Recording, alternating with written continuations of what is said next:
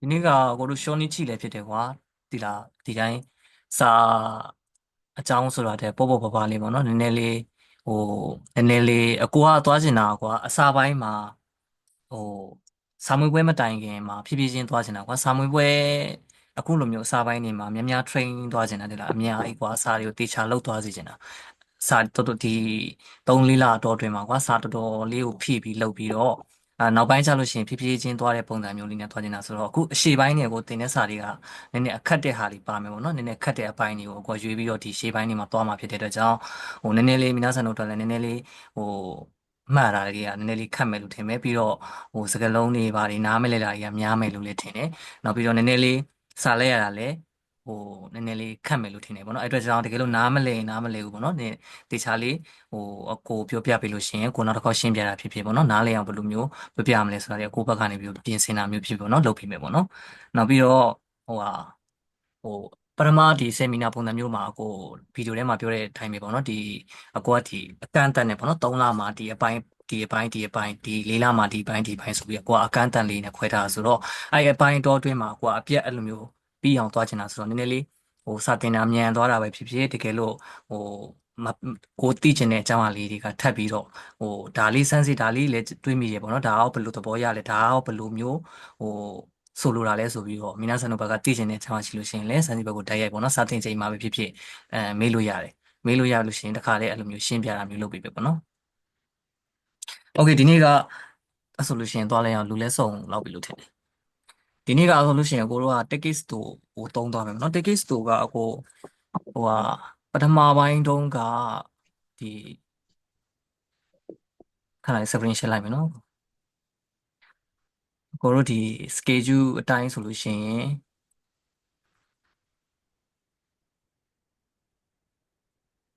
ဒီနင်းကန်တို့ရှာခိုက်အပိုင်းပေါ့နော်ဒီ tickets တော့အကိုတို့က3ပိုင်းရှိတယ်လို့ကိုအစားပိုင်းကလည်းပြောခဲ့ပြီးတယ်ဒီ3ပိုင်းထဲမှာဒီနင်းကန်တို့ရှာခိုက်အပိုင်းကိုကိုစသွားမှာပေါ့နော်နင်းကန်တို့ရှာခိုက်မှာအကိုတို့အထဲမှာ3ခုရှိတယ်3ခုရှိတဲ့ထဲမှာနင်းကန်ခန့်ကိတ်တို့ဂျေစုနောက်တစ်ခုကနင်းကန်ခန့်ကိတ်တို့ communication ရှာခိုက်တို့ဒီကိုက်အဲ့3ခုရှိရပါတော့အဲ့3ခုကိုဒီနေ့နဲ့မနက်ဖြန်ကကိုကနင်းကန်ခန့်ကိတ်တို့ communication နဲ့အဲအပေါ်ကနင်းကန်ခန့်ကိတ်တို့ဂျီတီစုကိုသွားမယ်လို့တွေးထားတယ်ပေါ့နော်။အဲကြောင့်ဒီနေ့ကနင်းကန်ခန့်ကိတ်တို့ communication နေစပြီးသွားမယ်။အဲဆို text တို့ကိုလှန်လိုက်လို့ရှိရင်စာမျက်နှာ20မှာနင်းကန်ခန့်ကိတ်တို့ communication ဆိုတာလေးရှိတယ်။တစ်ချက်လောက်ပြန်မိမယ်နော်ဒီထဲမှာ text တို့စာအုပ်မရှိသေးတဲ့လူရှိသေးလားဟုတ်ခုထိမရသေးဘူးစာအုပ်က။စာအုပ်ကမရသေးဘူးလား။အော် okay okay အဲဆိုလို့ရှိရင်တစ်ချက်ဟိုအခုဒီ messenger မှာဟိုဟာလေးတစ်ချက်လောက် message လေးတစ်ချက်ပို့ပေးနော်ဟိုက file ပို့ပေးမယ်ဟုတ်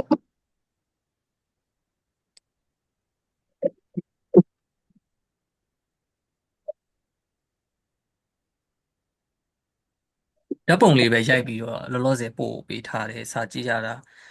စင်တော့မပြေဘူးပေါ့နော်ဒါပေမဲ့လည်းနည်းနည်းလေးတီးခန့်ပြီးတော့ကိုယ့်ဘက်ကလည်းတက်နိုင်တယ်လို့ရှင်းပြပေးသွားမှာဆိုတော့ဒါလေးရှင်းပြတာလေးကိုပဲတခြားလေးနားထောင်လို့ရှရင်တော့အဆင်ပြေပါတယ်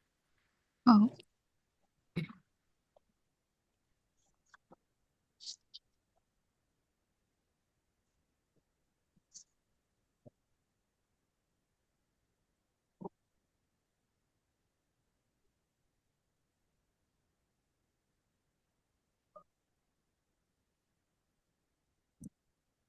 အခုနစာအုပ်မရသေးတယ်လို့အခုတစ်ချက်လောက် messenger မှာလာဟိုင်းပေးလို့ရမလား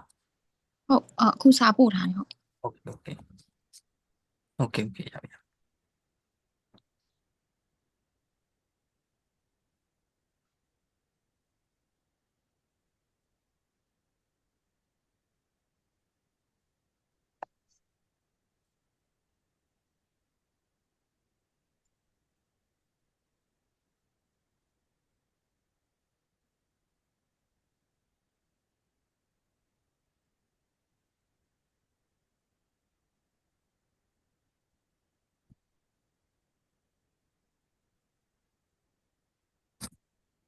စင်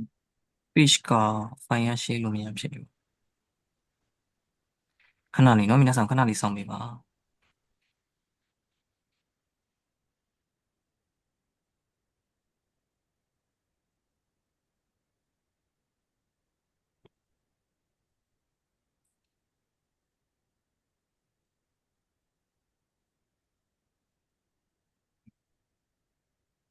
ဒီလိုပဲလုပ်လိုက်တော့ဒီကနေပြီးတော့ပဲ screen share ပြီးတော့ပဲကိုတင်လိုက်တော့မယ်နော်ဒီ screen share တာကိုပဲတစ်ချက်ကြည့်ပြီးတော့ပဲနားထောင်လိုက်တော့နော်ဟုတ်ဟုတ်ကဲ့မနှက်ပြန်ဆိုလို့ရှိရင်တော့ကိုဒီဘက်ကနေပြီးတော့ဟာတေချာလေးရိုက်ပြီးတော့ပို့ပေးထားမယ်ဟုတ်အဆင်ပြေလားဟုတ်ကဲ့ဟုတ်ကဲ့အဲ့ဒါဆိုလို့ရှိရင်ဒီကနေပဲ screen share လိုက်မယ်ပထမဆုံးကိုပြောချင်တာကကိုဒီ schedule တိုင်းသွားမယ်ဆိုလို့ရှိရင်ဒီနေ့သွားမှာကနင်းကန်ခန်းဂိတ်တို့ communication ဆိုတဲ့ပိုင်းအောင်သွားမှာနော် tickets တို့ကကြတော့စာမျက်နှာ20စာမျက်နှာ20ကနေစပြီးသွားမယ်စာမျက်နှာ20ကနေစပြီးကြည့်ပြပါ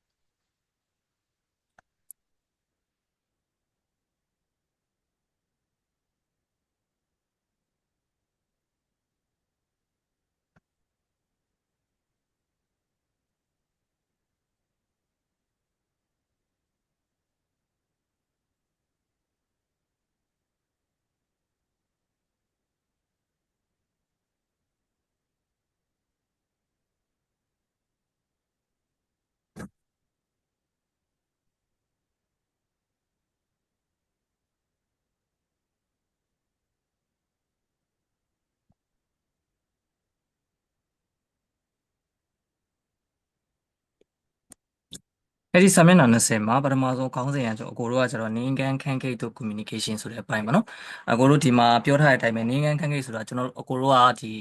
ဟိုအဖိုးဖွားတွေနဲ့ဆက်ဆံမှာဖြစ်တဲ့ကြောင့်အကိုတို့လောက်ကခိုင်းကောလို့ဆိုတာကလူသားတွေနဲ့ဆက်ဆံရတဲ့ဖြစ်တဲ့အတွက်ကြောင့်ကျွန်တော်တို့ကဒီလူတူတယောက်ချင်းစီဒီဆက်ဆံရေးကောင်းမွန်ဖို့ပေါ့နော်ကျွန်တော်တို့ခိုင်းကောလုပ်သမားတွေကဆက်ဆံရေးကောင်းမွန်ဖို့ကအဓိကအချက်ဖြစ်တယ်အဲ့ဒီအတွက်ကြောင့် name gan candidate to communication ဆိုတဲ့အချက်ကလူသားတွေနဲ့ပတ်သက်ဆက်နွယ်မှုပေါ့နော်လူသားတွေနဲ့ပေါင်းသင်းဆက်ဆံရေးကောင်းမွန်မှုပေါ့ communication ဆိုတာကတော့ဒါကတော့စကားပြောစွမ်းရည်ကောင်းမွန်မှုပေါ့အဲ့လိုမျိုးပုံစံမျိုးလေးမှတ်ထားလို့ရှင်းရတယ်ပေါ့နော်ပထမဆုံးအချက်အနေနဲ့ကိုတို့ကဟိုဒီအခန်းမှာသိစေချင်တာပေါ့နော်သူအပေါ်မှာလည်းရေးထားတယ်အဲ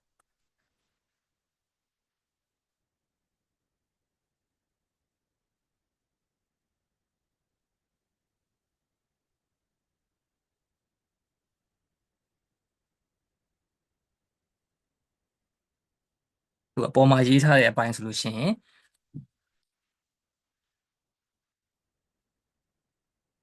介護を提供するには必要、安心できる関係が必要ですよနော်။အကိုတို့ဒီ介護လို့ဆိုတာက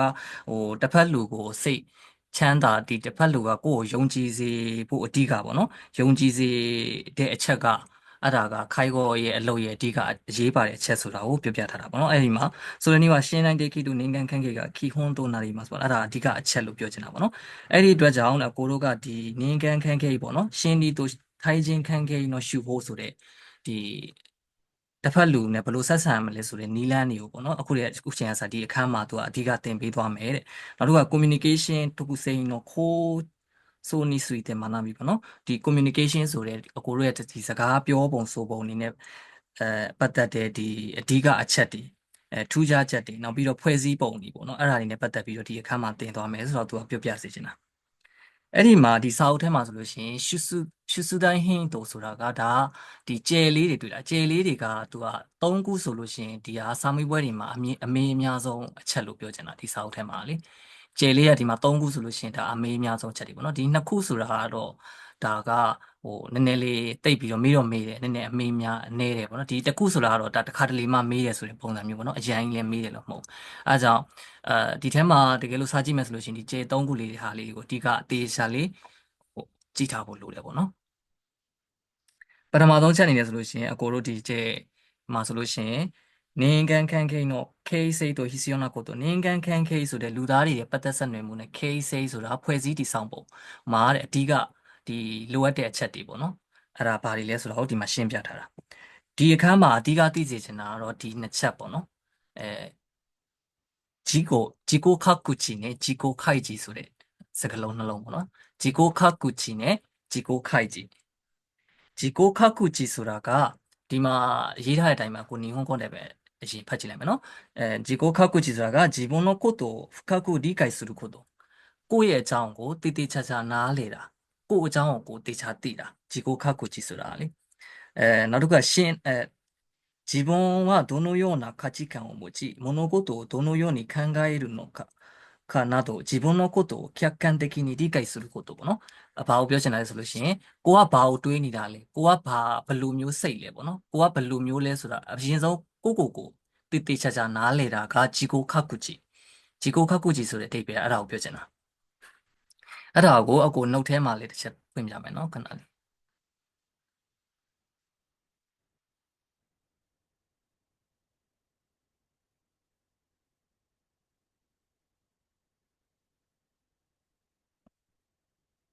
ဟိုနှုတ်ကပြောပါ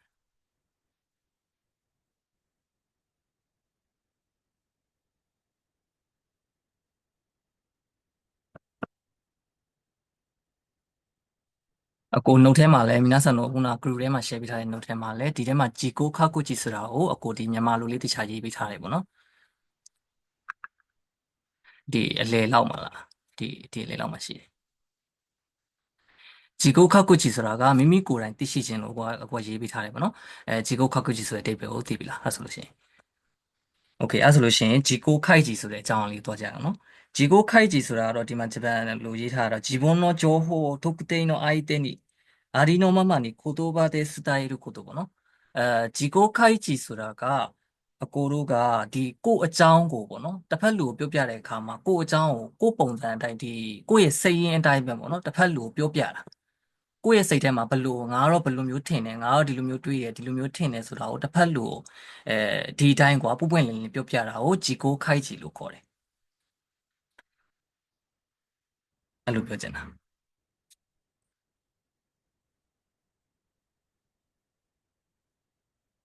အတန်တေချာချလားမသိပါတယ်ဟုတ်ကဲ့ကြားရတယ်ဆရာโอเคโอเคအဲဒုက္ခနာလေးနော်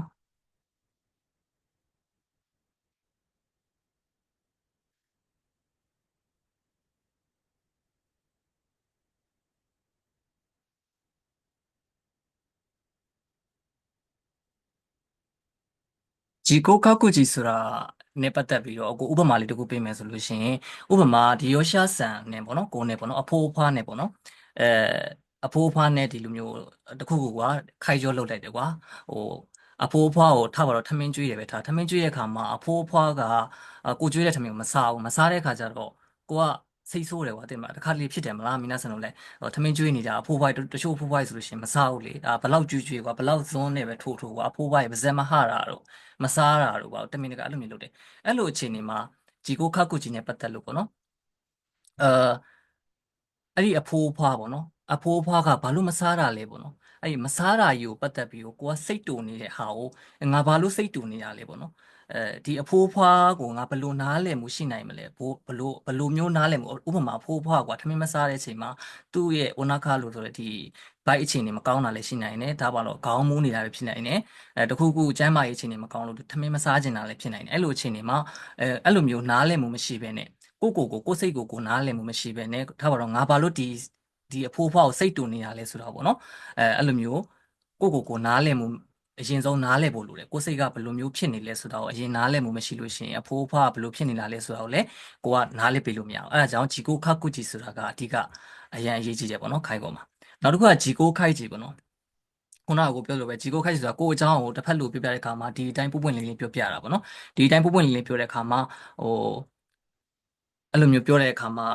စကားပြောနေနေကွာစကားပြောနေနေတစ်ဖက်လူကထားပါတော့ငါကတော့ဘောလုံးကန်တာဝါသနာပါတယ်ကွာမင်းကဘာဝါသနာပါငါလည်းဘောလုံးကန်တာဝါသနာပါတယ်ဟုတ်ပြီမင်းနဲ့ငါနဲ့စိတ်တူကိုတူပဲဆိုတဲ့ပုံစံမျိုးជីကိုခိုက်ជីအဲ့လိုမျိုးစိတ်တူကိုတူသူ့အကြောင်းကိုပွပွင့်လင်းလင်းကိုယ့်ရဲ့စိတ်အကြောင်းလည်းအဲ့လိုဟန်ဆောင်မှုမရှိဘဲနဲ့တစ်ဖက်လူပွပွင့်လင်းလင်းပြောပြတာကိုជីကိုခိုက်ជីလို့ခေါ်တယ်မင်းကတော့ထားပါတော့အဲ့လိုမျိုးပြောတာပေါ့နော်တစ်ဖက်တယောက်နဲ့တယောက်ဝါသနာတွေကိုအဲ့လိုမျိုးတစ်ဖက်နဲ့တစ်ဖက်ပြောပြတာကိုជីကိုခိုက်ជីလို့ခေါ်တယ်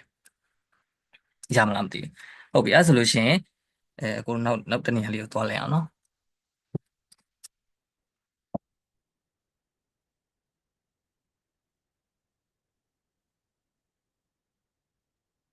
မိနာဆန်တို့ကအဲ့လိုမျိုးကိုပြောတဲ့အခါမှာအခုကြည်နေနေပေါ့နော်ကိုယ့်ရဲ့ note စာအုပ်လေးနဲ့ပဲဖြစ်ဖြစ်ဟိုဘာပြောသွားတာလဲဆိုတာကိုအတူဖြုံးလေးနဲ့ပဲဖြစ်ဖြစ်ပေါ့နော်ဒီဟိုစာလေးနဲ့ပဲတခြားရေးထားတာဖြစ်ဖြစ်လုပ်ထားလို့ရတယ်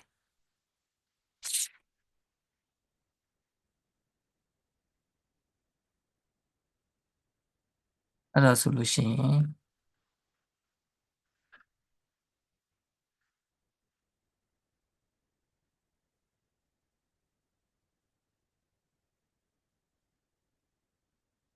ဒီဘက်စာမျက်နှာပေါ့နော်21မှာ21မှာရှိတဲ့အကြောင်းအရာလေးကိုသွားလိုက်အောင်ဒီမှာ21မှာသူကဘယ်လိုရေးထားလဲဆိုလို့ရှိရင် Gango communication တို့ Higango communication နဲ့အကိုတို့က communication ဆိုတဲ့ဒီဥစ္စာကနှစ်မျိုးရှိတယ် Gango communication နဲ့ Higango communication ဆိုပြီးနှစ်မျိုးရှိတယ် communication ကဘယ်နှမျိုးရှိလဲဆိုလို့ရှိရင်နှစ်မျိုးရှိတယ် Gango communication နဲ့ Higango communication Gango communication ဆိုတာကအကိုတို့ဒီတိုင်းပဲဖတ်ကြည့်လိုက်လို့ရှိရင်Gango မူကြီးတဲ့ communication ပေါ့နော်ဒီဘယ်လိုပြောရမလဲဘာသာစကားကိုအသုံးပြုပြီးတော့အဓိကတစ်ဖက်လူကိုအဲတစ်ဖက်လူကိုသိစေခြင်းတဲ့အကြောင်းအရာတွေပေါ့နော်အဲ့လိုမျိုးကိုအကိုတို့ကဘာသာစကားတွေဖတ်ပါတော့ဒီတစ်ဖက်လူကိုနားလည်အောင်ပြောပြတဲ့အခါမှာအဓိကတော့ဘာသာစကားကိုသုံးပြီးတော့ပြောတာပေါ့နော်အဲ့ဒါကို Gango communication လို့ခေါ်တယ် Higango communication ဆိုတာကတော့ဒီမှာပြထားတဲ့အတိုင်းပဲပေါ့နော်ဒီချက်လျှော်ကြော်လို့ခေါ်တယ်လျှော်ကြော်လို့ခေါ်တယ်ဒီမျက်နှာအနေထားဥပမာစိတ်ဆိုးနေတယ်စိတ်တုန်နေတယ်စိတ်ကောက်နေတယ်ထားပါတော့ငိုနေတယ်ဒီအရာတွေကကြတော့တစ်ဖက်လူကကိုယ့်ကိုမပြောလဲပဲကိုကသူ့ကိုမြင်လိုက်တာနဲ့ကွာအော်ဒီလူစိတ်ဆိုးနေရလားဒီစိတ်တုန်နေရလားဝမ်းတာနေရလားငိုနေရလားဆိုတာကိုကမြင်လိုက်တာနဲ့သိတယ်အဲ့ဒါကိုအရာမျိုးတွေပေါ့နော်တစ်ဖက်လူကကိုယ့်ကိုဘာသာစကားနဲ့တခုနဲ့မဟုတ်ပဲနဲ့ဟိုသူ့ရဲ့ပုံမှန်တည်ပုံမှန်တံပေါ့နော်ပုံမှန်တွင်ပြင်ကိုကြည့်ပြီးတော့အကိုတို့ကခွဲခြားသိမြင်နေတဲ့အရာတွေကိုကြတော့Higango communication လို့ခေါ်တယ်။ Gango communication ကကျတော့အဓိကတော့ဘာသာစကားကိုအသုံးပြုတယ်။အဲ့ဒီထဲမှာအဓိကထူးခြားချက်ကရှုကကလည်း Gango communication လို့ခေါ်တယ်။ရှုကဆိုတာကအကိုတို့အခုရှုကဆိုတာသိရမလားဒီလက်ဟန်ချေရနဲ့ဒီပြောတဲ့ဘာသာစကားတစ်ခုလေရှုကဆိုတာလက်ဟန်ချေရနဲ့ပြောတဲ့ဘာသာစကားတစ်ခုအဲ့ဒါကြောင့်အဲ့ရှုကလည်းသူကလည်းဘာသာစကားတစ်ခုမတင်ယူလို့ရှိရင်မရဘူးလေတင်ယူမှသာဒီရှုကဆိုတာလည်းလုံနိုင်တာဖြစ်တဲ့အတွက်ကြောင့်ဘာသာစကားဖြစ်တဲ့အတွက်ကြောင့်သူကလည်း Gango communication တွေထဲမှာပါတယ် Higango communication ကကြတော့အကိုတို့ကဒီပုံမှန်ပုံမှန်တွင်ပြင်အဲ့လိုအရာတွေကိုကြတော့ Higango communication လို့ခေါ်တယ်အကိုရဲ့ note ထဲမှာလည်းအကိုတစ်ချက်ထည့်ပေးထားတယ်เนาะဒီမှာ Gango communication နဲ့ Higango communication ဒီနေရာမှာသူရဲ့ရှင်းလင်းချက်ကတော့Gango communication は話し言葉や書き言葉などの言葉によるメッセージの伝達経路です。手話も言語的です。အဓိကတော့ဒီဘာသာစကားတွေပေါ့နော်စာတွေပေါ့စာနဲ့ရေးပေးတာတွေဘာသာစကားပါဇက်ကနေပြောတဲ့အရာတွေအဲ့ဒါတွေအကုန်လုံး message တစ်ဖက်လူကိုသိစေချင်တဲ့အရာတွေအဲ့ဒါတွေအကုန်လုံးက Gango communication Higango communication ကတော့ gesture လို့ခေါ်တဲ့လက်ဟန်ခြေခံတွေ she say လို့ခေါ်တဲ့ကိုနေကိုဟန်ထားတွေဥပမာတစ်ဖက်လူကတစ်ဖက်လူကနည်းနည်းစောင်းမြောင်းပြောချင်တာတွေပခုံးလေးတွတ်ပြီးပြောတာတော့ပါအဲ့ဒါတွေကလည်း she say ပေါ့နော်အဲ့ဒါလည်း Higango communication ခိုးဝဲနော်တုံးကိုယ်တော့တုံးဆိုတာကဘယ်လိုပြောရမလဲတစ်ဖက်လူကအတန်အနှိမ့်မြင့်တက်ကြအောင်ပြောချင်တာတုံးဆိုတာလေတစ်ဖက်လူကငါ့ကိုစိတ်ဆိုးနေရလားစိတ်မဆိုးနေဘူးလားဆိုတာတစ်ဖက်လူရဲ့စကားကိုကြားအောင်လည်းသိတယ်ကွာသူငါ့ကိုစိတ်ကောက်နေရလားစိတ်မကောက်နေဘူးလားဆိုတာလေတစ်ဖက်လူရဲ့အတန်ကိုကြားရတယ်အတန်အနှိမ့်မြင့်ပေါ်မူတည်ပြီးတော့ကိုကခွဲခြားနိုင်တယ်လေအဲ့ဒါကိုကျတော့ Higango Teki လို့ခေါ်တယ် Higango communication လို့ခေါ်တယ်မနော်ရပြီလားမသိဒီအထိရမလားအခုပြောသွားတဲ့အဲ၄ခုပေါ့နော် ဟုတ် Okay okay နားမလည်လို့ရှိရင်မေးနော်အကိုလည်းဒီလည်းရှင်းရှင်းနဲ့တခါကြလို့ရှိရင်မြန်သွားတာလေးရှိရယ်နည်းနည်းလေးဖြစ်သွားကြလို့ရှိရင်နည်းနည်းလေးနည်းနည်းလေးမြန်နေပေါ့နော်အဲ့လိုမျိုးလေးပြန်ပြောလို့ဖြစ်ရှင်အကိုဖြည်းဖြည်းချင်းပြန်ပြောပြမယ်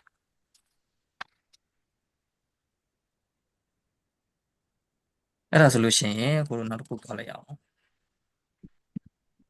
အဲ့ဒီစာမျက်နှာရဲ့အောက်မှာပဲပေါ့နော်ဘူစူရီတက်ကီကျိုရီတို့ရှင်းနီတက်ကီကျိုရီဒါကဘာကိုပြောချင်တာလဲဆိုလို့ရှိရင်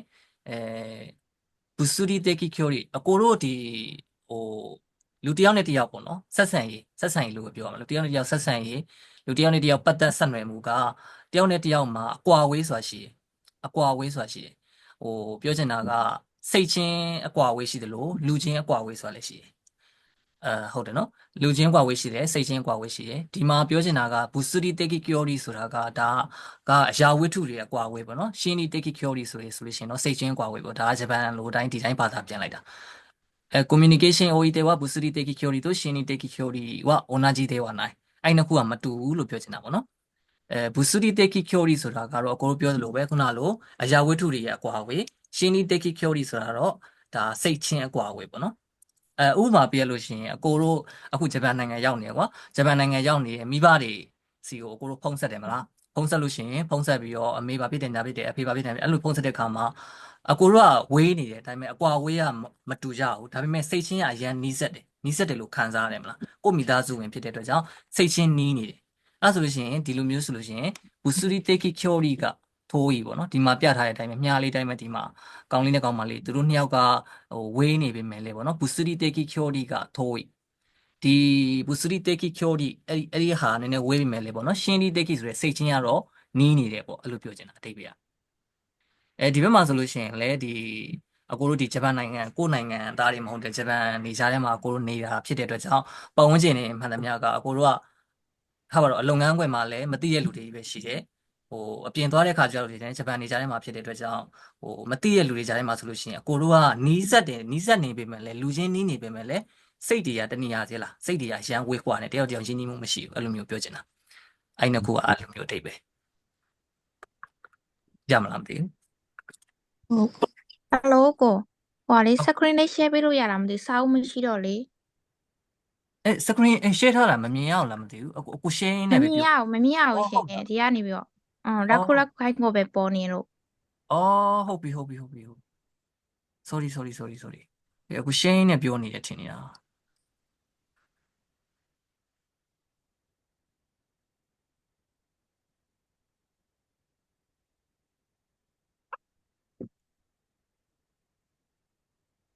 အားလေနော်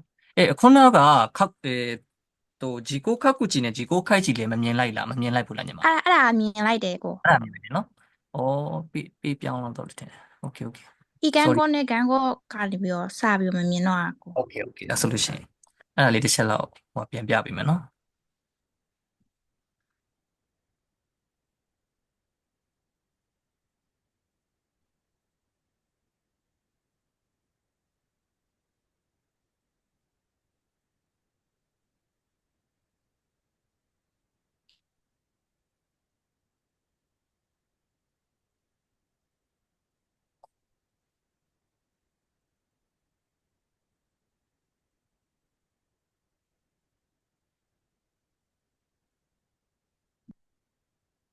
အခုမြင်ရလားမသိဘူး share ထားတာလေ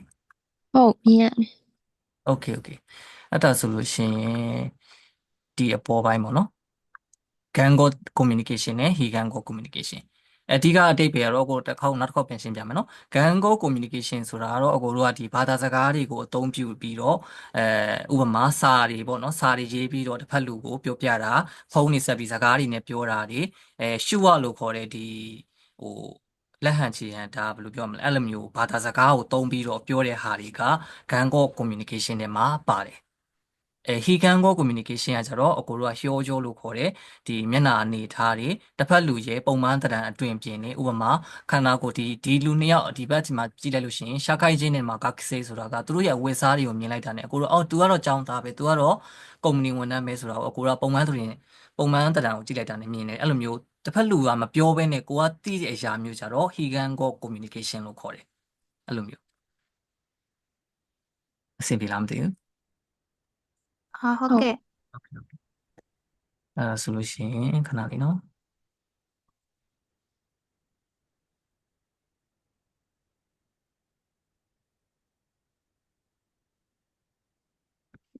အကိုရဲ့ note ထဲမှာလည်းဒီတစ်ချက်ဒီဟာလေး Gango communication နဲ့ Higango communication ဆိုတဲ့ဟာလေးကို definition လေးပြန်ရေးပေးထားတယ်ပေါ့နော်အဲဆိုလို့ရှိရင်ခုနက Busuri Teki Kyori နဲ့ Shini Teki Kyori လေးကိုပြန်ပြောပြမယ်ခုနကပြောပြတဲ့အတိုင်းပြောမယ်ဆိုလို့ရှိရင်ဒါရှင်းရှင်းလေးကွာတေချာလေးဒါ Busuri Teki Kyori ဆိုတာကအကိုတို့ကဒီအရာဝတ္ထုတွေရဲ့အကွာအဝေးပေါ့နော် Shini Teki Kyori ဆိုတာတော့ဒါစိတ်ချင်းအကွာအဝေးဥပမာမိဘနေဆိုလို့ရှိရင်ဝေးနေပေမဲ့လည်းစိတ်ကနီးနေတယ်ဆိုတဲ့ပုံစံမျိုးအကိုတို့ကဒီဂျပန်နေကြတဲ့မှာဆိုလို့ရှိရင်လူတွေကသာနီးနေပြီအလုပ်တူတူတာလုပ်နေတယ်ဒါပေမဲ့စိတ်တွေကမတူကြဘူးစိတ်တွေကဝေးကွာနေတယ်ဆိုတဲ့ပုံစံမျိုးပေါ့နော်အဲ့လိုအတိတ်ကိုပြောချင်တာโอเคရမလားမသိဘူးโอเคအဲ့ဆိုလို့ရှိရင်ဒီနေရာမှာနောက်ထပ်သိသိချင်တဲ့အရာလေးကအကိုတို့ဒီ note ထဲကိုတစ်ချက်လောက်သွားကြည့်ပေးပါနော် note ထဲမှာဒီအပေါ်ဆုံးကစပြီးတော့တစ်ချက်ကြည့်လိုက်အောင်နော် အပေါ်ဆုံးကခိုင်ကိုနေ okay လို့ communication တော့ဤကြီးရမှုကူတကိပေါ့နော်ကိုခိုင်ကိုမှာတဲ့အဓိကအရေးပါတယ် communication ရဲ့အဓိပ္ပာယ်နဲ့ communication ရဲ့ရည်ရွယ်ချက်ဆိုတာကိုပြောချင်တာဆိုဟိုခိုးစေပေါ့နော်ဒီခိုင်ကို communication မှာဆိုဟိုခိုးစေပေါ့နော် communication は一方通行ではなくပေါ့နော်ဆိုဟိုခိုးに生きこうものですပေါ့နော်အဓိကပြောချင်တာကတော့ communication ဆိုတာကတယောက်တည်းလုပ်နေလို့မရဘူးတစ်ဖက်လူရှိမှတစ်ဖက်လူနဲ့အသွားပြန်ဆိုတဲ့အရာရှိမှဒါ communication ဆိုတာဖြစ်လာတယ်ပေါ့နော်ဒီရောရှာဆန်နေနဲ့ပတ်သက်တဲ့အခါမှာလည်းကိုယ့်ရဲ့တစ်ဖက်တည်းစကားပြောနေလို့မရဘဲနဲ့ဒီရောရှာဆန်နဲ့အသွားပြန်ဆိုတဲ့စကားတွေပေါ့နော်အဲ့ဒါတွေကတော့အဓိကအရေးကြီးတယ်ဆိုတာပြောချင်တာ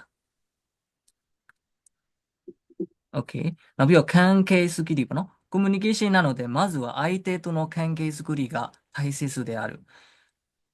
ပထမဆုံးတစ်ဖက်လူနဲ့ကိုတို့က communication မယူခင်မှာတစ်ဖက်လူနဲ့ပထမဆုံးဒီပတ်သက်ဒီရင်းနှီးမှုပေါ့နော်ရင်းနှီးမှုကိုတိဆောက်ရမယ်ပေါ့အဲ့ဒါကိုပြောချင်တာဂျီကိုခါကုချီနဲ့ဂျီကိုခိုက်ချီကိုတော့အကိုရှင်းပြပြီးပြီနောက်တစ်ခုမှာအောက်မှာကျောခန်းဆိုတဲ့နေရာလေးတွေ့လားကျောခန်းဆိုတာကအဓိကအကိုရေးပေးတာဒီမှာကိုချင်းစာတာမြန်မာလိုဆိုလို့ရှိရင်တော့ကိုချင်းစာတာပေါ့နော်共感とは相手の感情をその人の立場になって理解しその感情に寄り添うことです。気持ちを分かってもらえたと相手に思われるような共感的な態度が大切ပေါ့နော်共感ဆိုတာကတော့အဓိကတော့ကိုချင်းစာတာဥပမာအဖိုးအဖွားတွေနဲ့ဒီရောရှာဆန်နေနဲ့ပေါ့နော်စကားပြောတဲ့အခါမှာဒီရောရှာဆန်နေရဲ့စိတ်ကိုပေါ့နော်သူကတော့အရန်ဥပမာသူ့ရဲ့မိသားစုအကြောင်းကိုပြောနေရပေါ့နော်ဒီရောရှာဆန်သူ့ရဲ့မိသားစုအကြောင်းကိုပြောနေသူ့မိသားစုကတော့ဘယ်လိုမျိုးစင်းရဲခဲ့တာဘယ်လိုမျိုးတွေခက်ခဲခဲ့တာဟုတ်လား तू ကတော်တော်လေးခက်ခဲခဲ့မှာပဲ तू ဒီလိုမျိုးဘဝနေပြီးတော့ဖြစ်လာခဲ့တာပဲဆိုပြီးသူ့ရဲ့စိတ်ကိုဝင်ပြီးတော့ကိုကခံစားပြီးတာကိုကျောခန်းလုပ်တယ်လို့ခေါ်တယ်နော်ဒိုဂျောဆိုတာစိတ်တူကိုယ်တူဖြစ်ပေးတာစိတ်တူကိုယ်တူဖြစ်ပေးတာကိုယ်စိတ်ထဲကထင်တာဒိုဂျောဆိုတာ共感နဲ့ဒိုဂျောနဲ့မတူဘူးเนาะတေချာလေးနည်းနည်းကိုကိုပြပြလေးတည်တည်နေတာဒိုဂျောは自分の価値観や見方から推測した相手の気持ちであって自分視点ですこれに対し共感は、積極的に相手の感情や思いを共有するものですဒိုဂျောဆိုတာကစိတ်တူကိုယ်တူပါဒါပေမဲ့လို့တစ်ဖက်လူရဲ့ဘယ်လိုပြောမလဲကိုချင်းစာစိတ်တော့မရှိဘူးသူကဒိုဂျောဆိုတာစိတ်တူကိုယ်တူတစ်ဖက်လူကတွေးရင်တွေးတဲ့အတိုင်းတစ်ဖက်လူကပြောရင်ပြောတဲ့အတိုင်းနားထောင်လိုက်တယ်ဒါပေမဲ့လို့သူ့ရဲ့နေရာမှာကိုကဝင်ပြီးတော့ကိုချင်းစာပေးတာမျိုးမဟုတ်ဘူးဒိုဂျောကကျတော့စိတ်တူကိုယ်တူဖြစ်ပေးတာအဲ့လိုသဘောမျိုးအခုပြောတဲ့ဒီခိုတိုးပါလေးတွေကလေအဓိကစာမေးပွဲမှာဘယ်လိုထွက်လဲဆိုလို့ရှိရင်ကျောခန်းတော့အီမီကကိုအဲ့လိုမျိုးပေါ့နော်ဘယ်လိုလဲဆိုပြီးအောက်ကနေပြီးတော့စမ်းတက်ကုပုံစံမျိုးလေးနဲ့သူတို့ကစာမေးပွဲမှာထွက်လာတာပေါ့နော်ဒိုဂျောဆိုလို့ရှိရင်လည်းသူ့ရဲ့ဒိုဂျောရဲ့အီမီကဘယ်လိုပုံစံမျိုးလဲဆိုပြီးတော့စာမေးပွဲမှာအဲ့လိုမျိုးလေးတွေမိတာအဲ့ကြောင့်ဒီအရာလေးတွေရဲ့အထိပ္ပယ်ပေါ့နော်အဲ့ဒါလေးတွေကကိုပြပြလေးသိထားဖို့လိုတယ်နောက်တစ်ခုကကြတော့အကိုတို့ကဂျူယောဆိုတာကအကိုတို့ကဥကဲဤတဲ့လူလို့အထိပ္ပယ်ရမယ်ဥကဲဤတဲ့လူဆိုတာကသူပြောတဲ့အတိုင်းပဲအကိုတို့ကနားထောင်ပေးတာ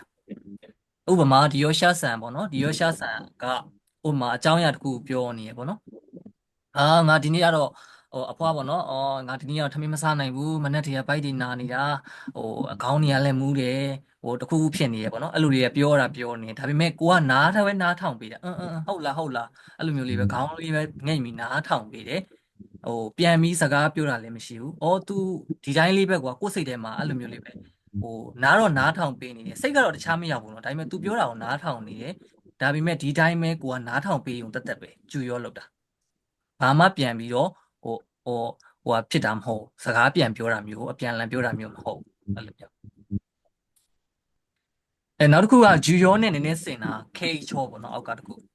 K ချောဆိုတာတော့တေချာအာယုံစိုက်ပြီးနားထောင်တာတစ်ဖက်လူကပြောတဲ့စကားကိုပေါ့နော်相手の言葉を聞くだけではなくちゃんと傾けてပေါ့နော်聞くことတစ်ဖက်လူရဲ့ပြောတဲ့စကားကိုပေါ့နော်နားထောင်တာလည်းမဟုတ်ပဲနဲ့တေးချာလေးပေါ့နော်တစ်ဖက်လူအာယုံစိုက်ပြီးတော့အရန်စိတ်ပါလက်ပါပေါ့နော်အာယုံစိုက်ပြီးနားထောင်တာကိုကြတော့ K ချောလောက်တာခိုင်ကောလုပ်တဲ့အခါမှာ K ချောဆိုတာလည်းအရန်အရေးကြီးရပါတော့ဥပမာကိုတို့ခိုင်ကောခီလိုကုတွေပါရေးလို့ရှိရင်ဒီရောရှာဆန်ကတခုခုပြောပါတော့ဥပမာဒီရောရှာဆန်ကဘယ်လိုပြောမလဲနည်းနည်းလေးဖူဟန်ဖြစ်ပြီးတော့ကွာနည်းနည်းလေးဖူဟန်ဖြစ်ပြီးတော့ဥပမာသူ့ရဲ့သားကကွာ လာစေခြင်းနဲ့ဒါပေမဲ့မလာဘူးပေါ့နော် mankind ပေါ့နော် mankind လို့ခေါ်တဲ့အဖိုးဖွားကြီးလာတွေ့တယ်မလား mankind လို့တယ် mankind လို့တဲ့ခါကျလို့ရှိရင်အဖိုးဖွားကဥပမာအမြဲတမ်းမေ့နေတဲ့ခါကျတော့သူ့သားကိုဒီနေ့တွေ့ပြီလေဒါပေမဲ့သူထပ်ပြီးတွေ့ခြင်းတဲ့ခါကျတော့သူ့သားကိုအခုချက်ချင်းခေါ်ပေးအခုချက်ချင်းတွေ့ခြင်းနဲ့ယောနာခလည်းမသိဘူးကွာညဘက်တကောင်ကျော်လည်းမသိဘူးသူ့သားကိုခေါ်ပေးဆိုတာအဲ့လိုမျိုးကြီးပြောတဲ့အခါမှာဒါကတော့အဖိုးဖွားဆိုယောဂဖြစ်နေတယ်ဆိုတော့ကိုတို့ကတော့နားလေတယ်ပေါ့နော်အဲ့ဒီအချိန်ခါမှာကိုတို့ကဘာမှဒီကညဘက်ဘယ်နှနာရီဖြစ်နေပြီအိတ်ချိန်ရောက်နေပြီအချိန်မတော်ကြီးလေဘာဖြစ်နေကြပြီတော့ပြောလို့ရှိရင်သူတို့ကလည်းနားထောင်မှာမဟုတ်အဲ့ခါကျလို့ရှိရင်ကိုကဘာမှလုပ်မရပဲねဒီတိုင်းပဲနားထောင်ပေးနေတဲ့ဟာပေါ့နော်ဥပမာတေချာမနားမထောင်လို့ရှိရင်လေအဖိုးဖွားကိုစိတ်ဆိုးမယ်လေအဲ့ကြောင့်အဲ့နေရာမှာ K ချောလုပ်ပြီးတော့တေချာနားထောင်ရတာပေါ့နော်ခီလိုခုရေးတဲ့ခါကျလို့ရှိရင်လေဥပမာ A ဆန်ပြောတဲ့ခါကို K ချောစုတုပေါ့နော်အဲ့လိုမျိုးတေချာအာယုံစိုက်နားထောင်နေဆိုပြီးအဲ့လိုရေးရတယ်ပေါ့နော်အဲ့လိုမျိုးပြောချင်တာโอเคဒီထိရမလားမသိဘူး ok xìa ဟုတ်ကဲ့အဲ့ဆိုလို့ရှိရင်အခုတို့ဒီနေ့ကနည်းနည်းလေးဘယ်လိုပြောမလဲအခုကနည်းနည်းတွတ်လေးသွားပြီးတော့နောက်ပြီးရင်နောက်တစ်ခေါက်ပြန် revision အနေနဲ့ကိုတစ်ချက်ပြန်ပြီးတော့တစ်ချက်ချင်းပြန်ပြီးတော့သွားမယ်ခါကြတော့မင်းဆိုတော့အရင်ဒီကလေးကအရင်စိတ်မပူနဲ့ပေါ့နော်မြန်တယ်ဆိုလို့ရှိရင်လည်းတစ်ချက်ချင်းပြန်ပြီးတော့နောက်ပြီးရင်လည်းပြန်ပြီးရှင်းပြပြီးမှဆိုတော့ပထမဆုံးကနောက်ပြီးတော့နောက်တစ်ခုပြောတာနောက်တစ်ခုကဒါပိုးတုဆိုတာကဘယ်လိုပြောရမလဲဒီမှာရေးထားတဲ့အတိုင်းပဲเนาะဂျပန်စာရေးထားတဲ့အတိုင်းပဲဒါပို့တူတော့お互いに信頼し合いပေါ့ね心理的距離が縮まり感情の交流を行うことができる状態を言いますပေါ့နော်ラポールを形成するために共感と重要の態度で接することが大切ですラポールဆိုတာကတဲ့お互いအပြန်လှန်信頼を愛အပြန်လှန်ယုံကြည်ချက်နဲ့ပေါ့နော်ယုံကြည်ချက်ဖလှယ်ပြီးတော့တဲ့心理的距離が縮まりခုနပြောတဲ့အတိုင်းပဲ心理的စိတ်ချင်းနှီးဆက်သွားပြီးတော့感情の交流を行うことができる状態ပေါ့နော်ဒီကိုယ့်ရဲ့စိတ်ကိုလည်းနားလဲတယ်သူ့ရဲ့စိတ်ကိုလည်းနားလဲဆိုတဲ့တယောက်နဲ့တယောက်စိတ်ချင်းနှီးဆက်ပြီးတော့ဖြစ်သွားတယ်ရင်းနှီးဆက်ဆံရေးပေါ့နော်ရင်းနှီးမှုပေါ့နော်အဲ့ဒါကိုဒါပိုးလို့ခေါ်တယ်တစ်ဖက်လူနဲ့ကိုယ်နဲ့အတိုင်ဖောက်ညီသွားတာပေါ့မြန်မာလိုပြောလို့ရှိရင်တော့ဒါပိုးလို့ဆိုတာတစ်ဖက်လူနဲ့ကိုယ်နဲ့အတိုင်ဖောက်တည်ညီသွားပြီဆိုလို့ရှိရင်အဲ့ဒါကိုဒါပိုးလို့ခေါ်တယ်ဒါပိုးတို့ကို तू ကဖြစ်အောင် case ဆိုတာဖွဲ့စည်းဖို့အတွက်ကကြတော့တဲ့ဒီခုနပြောခဲ့တဲ့ကျောခန်းလို့ဆိုတဲ့ကိုချင်းစာစိတ်အဲ့ဒါတွေကိုချင်းစာစိတ်တွေရဲ့ဂျူရောလို့ခေါ်တဲ့ဒီနားထောင်ပေးတဲ့အရာတွေပေါ့နော်သူပြောတဲ့အတိုင်းနားထောင်ပေးတာတွေအဲ့လိုမျိုးထိုက်တို့ဆိုတဲ့အပြုအမူတွေကအဓိကအရေးပါတယ်ဒါပိုးလို့ဆိုတာဒါပိုးတို့ကလည်းဒီအကိုတို့စာမှုပွဲတွေမှာခဏခဏမေးတယ်ဒါပိုးတို့ရဲ့ဘယ်လိုပြemailထဲမေးတယ်ဒါပိုးတူကဖြစ်အောင်ဘယ်လိုမျိုးလုပ်ရမလဲဆိုပြီးတော့ဘယ်လိုပြောရမလဲဥပမာလေးနဲ့အောက်ကနေပြီးတော့မေးတာမျိုးတွေလည်းရှိတယ်ဆောင်းဝင်ပါလေအဲ့လိုလားပိုးတူဆိုတဲ့ဟာလေးโอเคအဲ့ဆိုလို့ရှိရင်အကောကအောက်ကဒီရှင်းဒီတက်ခီကျိုဒီဆိုတာလည်းရှင်းပြပြီးပြီဘူစူဒီတက်ခီကျိုဒီဆိုတာလည်းရှင်းပြပြီးပြီเนาะနောက်ပြီးတော့ Gango communication Higango communication ဆိုတာလည်း okay ပြီပေါ့နောက်တစ်ခုကဒီဖတ်စာအုပ်ပေါ့ text ကိုသွားလိုက်အောင်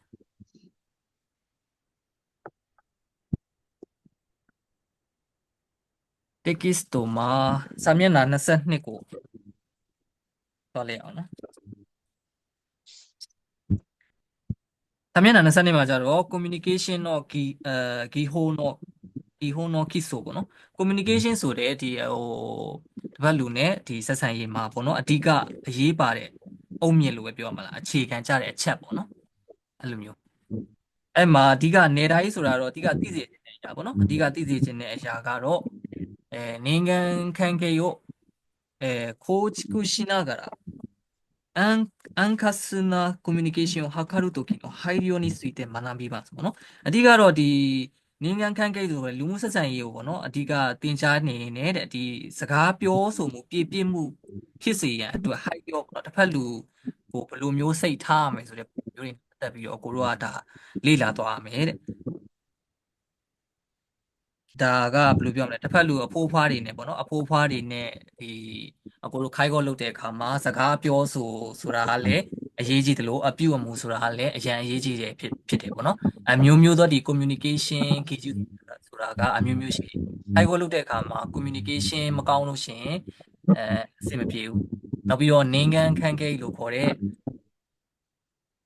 လူမှုဆက်ဆံရေးတွေမကောင်းလို့ရှိရင်လည်းခိုက်ခေါ်လောက်ရတာအဆင်မပြေဘူး။ဘာလို့ဆိုအဖိုးဖွားတွေနဲ့ပြဿနာဖြစ်တာလည်းမဟုတ်ဘူး။ရှုပ်ကွင်းဆန်တွေကြားထဲမှာလည်းပြဿနာဘောင်းဆုံးရှိတယ်ကိုလိုခိုက်ခေါ်လောက်ကလေ။ရှုပ်ကွင်းနေတဲ့ကြားထဲမှာလည်းပြဿနာတွေဘောင်းဆုံးဒီပြဿနာဒီတယောက်နဲ့တယောက်မတည့်တာဒီတယောက်နဲ့တယောက်စိတ်အခြေအနေမကိုက်တာတွေ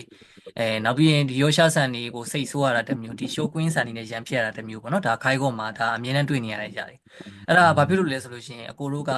စိတ်ပေါ့နော်တစ်ဖက်လူရဲ့စိတ်ကိုတေချာနားမလဲသေးတာရဲ့ကိုယ်စိတ်ကဘလို့ဆိုတာမျိုးတွေကိုတေချာမတိသေးတဲ့အခါကျတော့အသားမကျသေးတဲ့အခါကျတော့ဒီဟာခိုက်ခေါ်လုပ်တည်ရတာအခက်ခဲလို့ပဲပြောရမလားအဲ့ဒါတွေကဖြစ်တာရှိတဲ့အရာတွေပေါ့နော်ဟုတ်ပြီအဲ့ဒါဒီအခန်းမှာအဲ့ဒါတွေကို तू ကအဓိကသိစေချင်တာ communication ဆိုတာလေနောက်တစ်ခုကဒီမှာက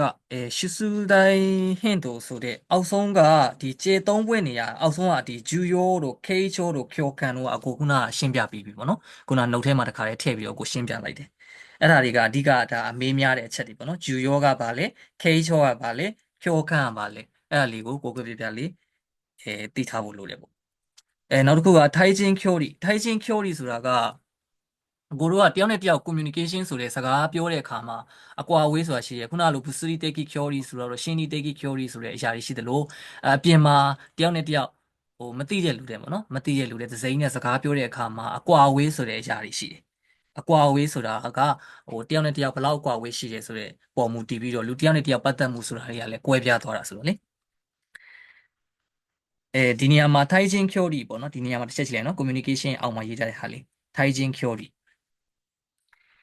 対人距離ဆိုတာကတဲ့他者に近づけると不快に感じる空間のこと、パーソナルエリア、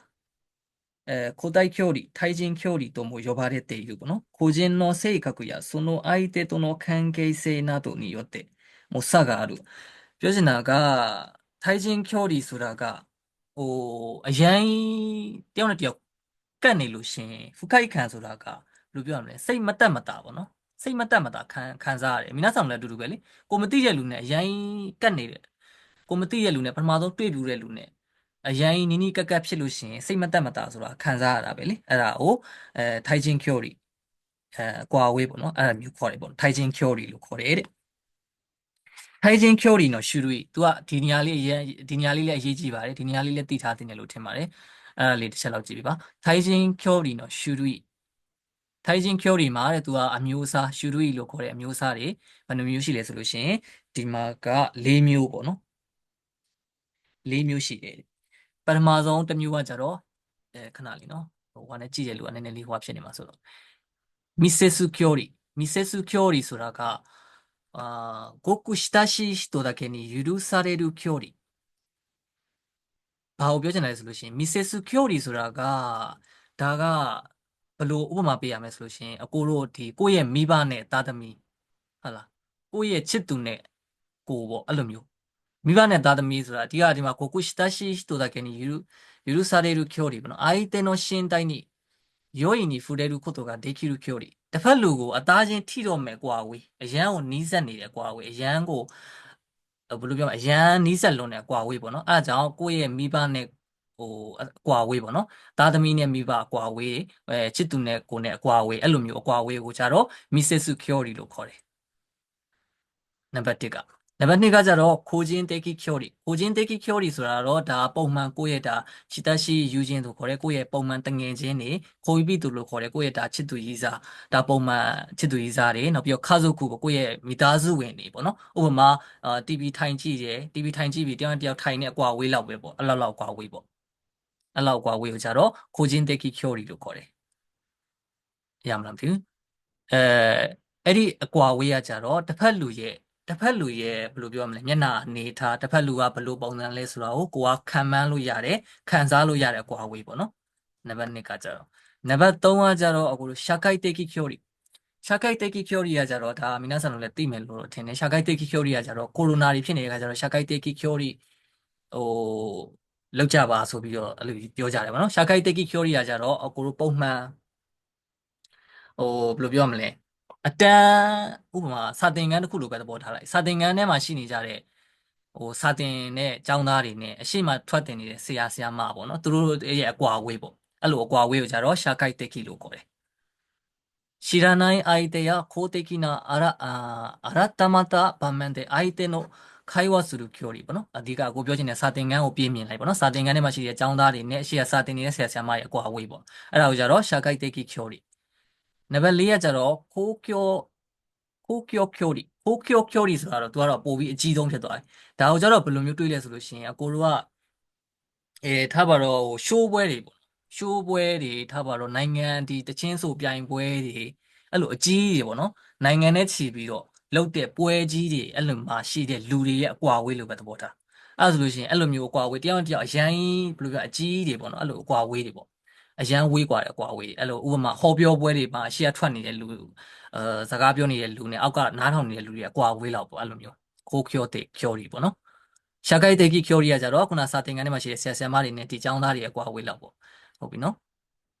နံပါတ်2ကကြတော့ကိုချင်း的距離ဆိုတော့ကိုယ့်ရဲ့တငယ်ချင်းတွေကိုယ့်ရဲ့ဟိုပါပေါ့နော်ဒီမိသားစုဝင်တွေနဲ့စကားပြောတဲ့အကွာအဝေးလောက်ပေါ့မိစေစု距離ကကြတော့အရန်ကိုနီးစပ်လွန်တဲ့အကွာအဝေးဟိုမှာအသားချင်းထိနေတဲ့အကွာအဝေးကွာပြောရမယ်ဆိုလို့ရှိရင်အဲ့လောက်အကွာအဝေးကိုကြတော့မိစေစု距離လို့ခေါ်တယ်ဒီညာလေးနားလည်မလားမသိဘူးကိုပြောတာ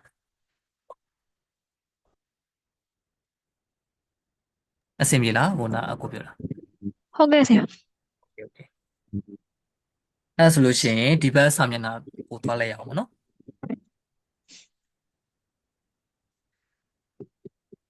စာမျက်နှာ23စာမျက်နှာ23မှာကြာတော့သူကပုံလေးတွေနဲ့ရှင်းပြထားတယ်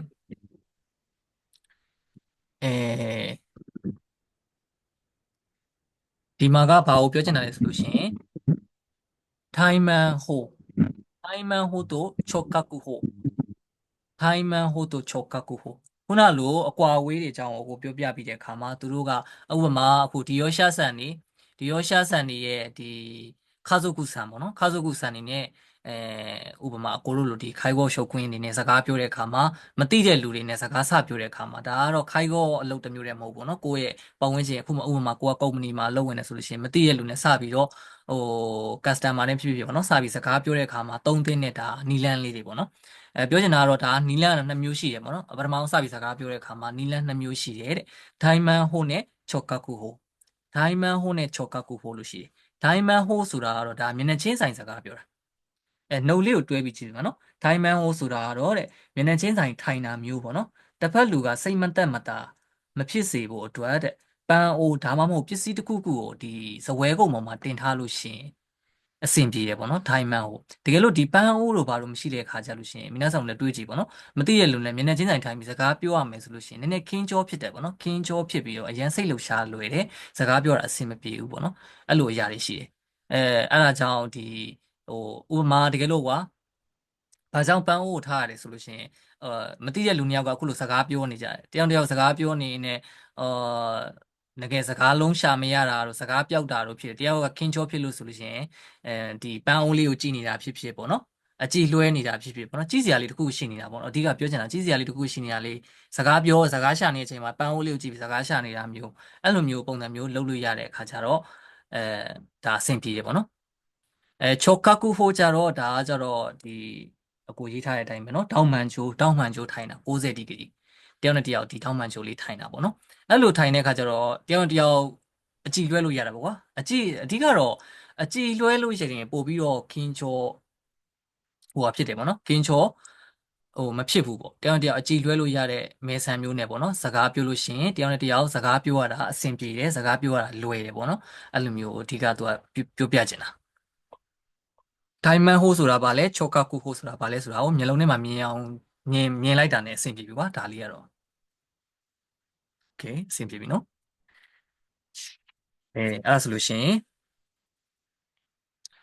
အောက်ကဒီ counseling ကူပေါ့နော် counseling ကူဆိုတာကဗာလဲဆိုလို့ရှိရင် counseling ကူဆိုတာကတော့ဒါကဟိုလူမှုဆက်ဆံရေးပေါ့နော်လူမှုဆက်ဆံရေးလို့ပဲပြောရမလားလူမှုဆက်ဆံရေးနီလန်းပေါ့၄မျိုးရှိတယ် counseling ကိုဒီကောင်ကတော့အရန်ကြီးတော့အရေးတော့မပါဘူးဒါပေမဲ့ဘာကိုပြောချင်တာလဲဆိုတာကိုမိနာဆန်တို့နည်းနည်းလေးသိထားရင်ရပြီ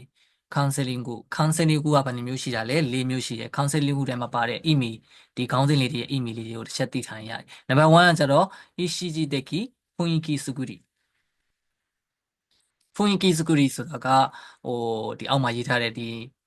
利用者さんの言葉に合わせてうなずく、優しい目で見るなどして、あなたの話をよく聞いていますよと伝えるのが具体的な方法。အဓိကတော့利用者さんကပြောနေလို့ရှိရင်ခေါင်းလေးညှိပြီးတာမျက်လုံးလေးကဘယ်လိုပြောမလဲအရန်တစ်ဖက်လူရဲ့ခံစားချက်ကိုနားလည်နေတာပေါ့နော်တစ်ဖက်လူသူပြောတဲ့စကားကိုငါတေချာနားထောင်နေပါလားတစ်ဖက်လူကတိအဲ့လိုမြင်အောင်ပေါ့နော်အဲ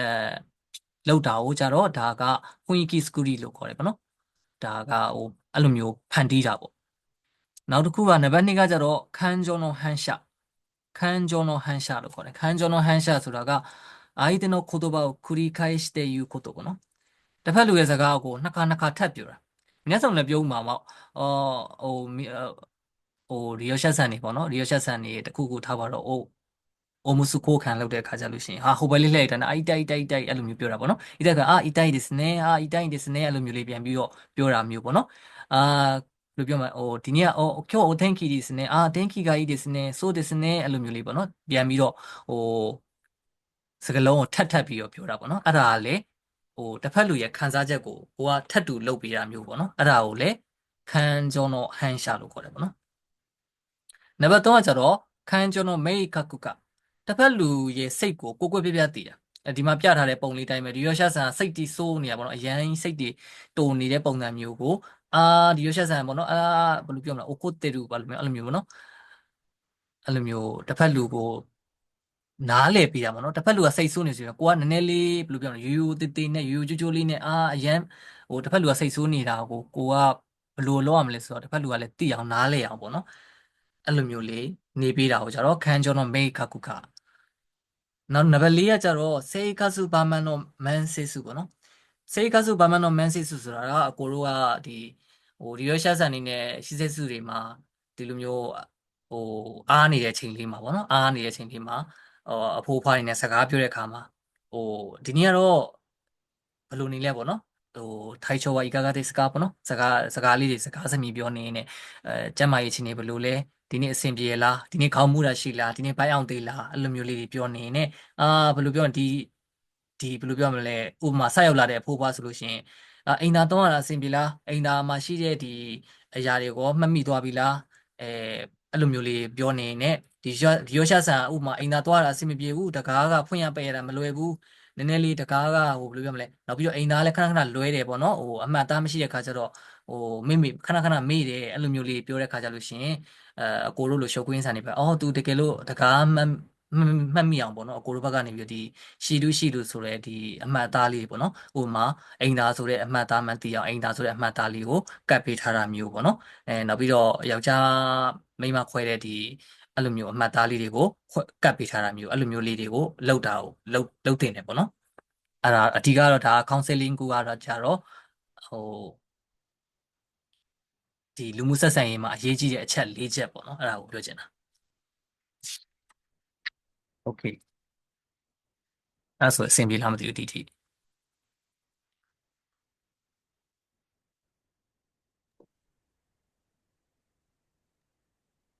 ဟုတ်ပြီပါအဲ့ဒါဆိုလို့ရှိရင်ကိုတို့ကဘယ်လိုသွားမလဲဆိုလို့ရှိရင်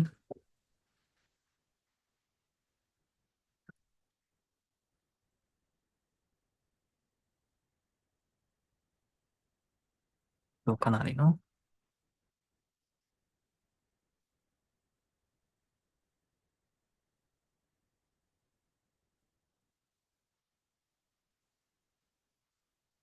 โอเค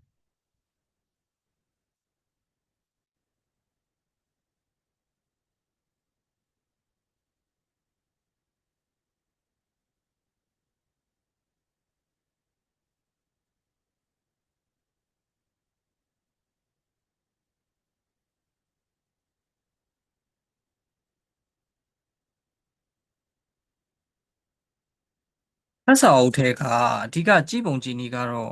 အခုတော့ဒီဘက်တစ်ဖက်ကကြတော့ဟိုသူပြောချင်တဲ့အဓိကအချက်လေးတွေပေါ့နော်အဓိကအချက်လေးတွေကိုသူကရေးပေးထားတယ်အဓိကအချက်လေးတွေကိုရေးပေးထားတယ်နောက်ပြီးတော့ဒီဘက်ကကြတော့သူပုံလေးတွေနဲ့ကွာရှင်းပြန်ပြီးတော့ရှင်းပြထားတယ်ပေါ့နော်ပုံလေးတွေနဲ့ရှင်းပြထားတာမျိုးအဲ့လိုမျိုးပေါ့အဓိကတော့နောက်ပြီးတော့အဓိကဒီအချက်လေးနဲ့ပတ်သက်ပြီးတော့ဘယ်နှစ်ခုနှစ်မှာတော့ဒါလေးတွေကမေးသွားပါတယ်ထွက်သွားပါတယ်ဆိုပြီးတော့ဒီဘက်ကနေရှင်းလင်းချက်လေးတွေပေါ့နော်အဲ့လိုလေးတွေရေးထားတယ် ကျယ်လေးတွေနဲ့အမှတ်သားလေးလောက်ထားတယ်ကျယ်လေး3လုံးဆိုလို့ရှိရင်အဓိကတော့တေချာမှတ်စေခြင်းတဲ့အကြောင်းလေးပေါ့နော်အဲ့ဒါကိုတော့တေချာမှတ်ထားစေခြင်းတော့ပါ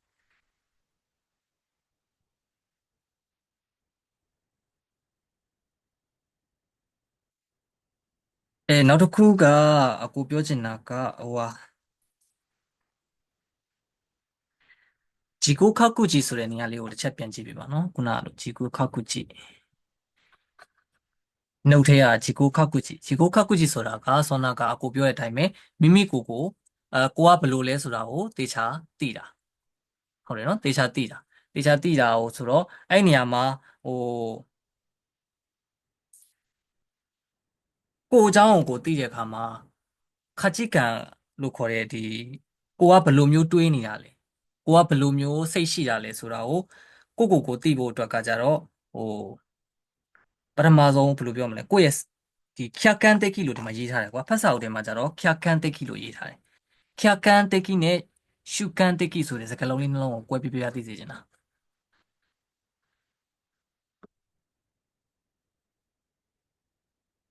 皆さん客観的နဲ့主観的ဆိုတာဘာလဲဆိုတာသိလားဒီထဲမှာသိရလို့ရှိလား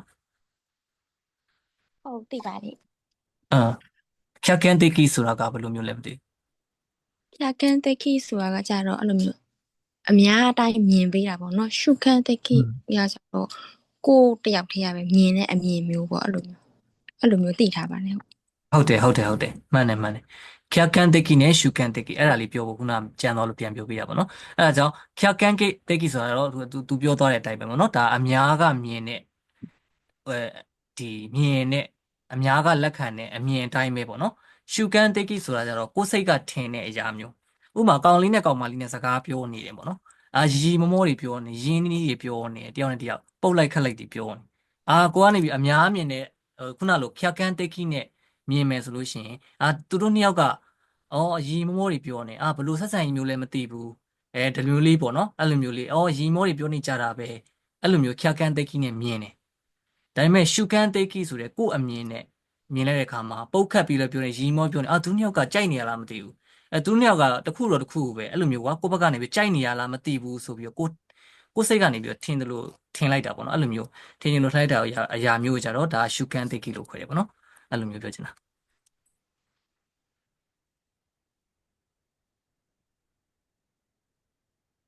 ဒီအဲ့ဒါပြောလို့ရှိရင်ဘလို့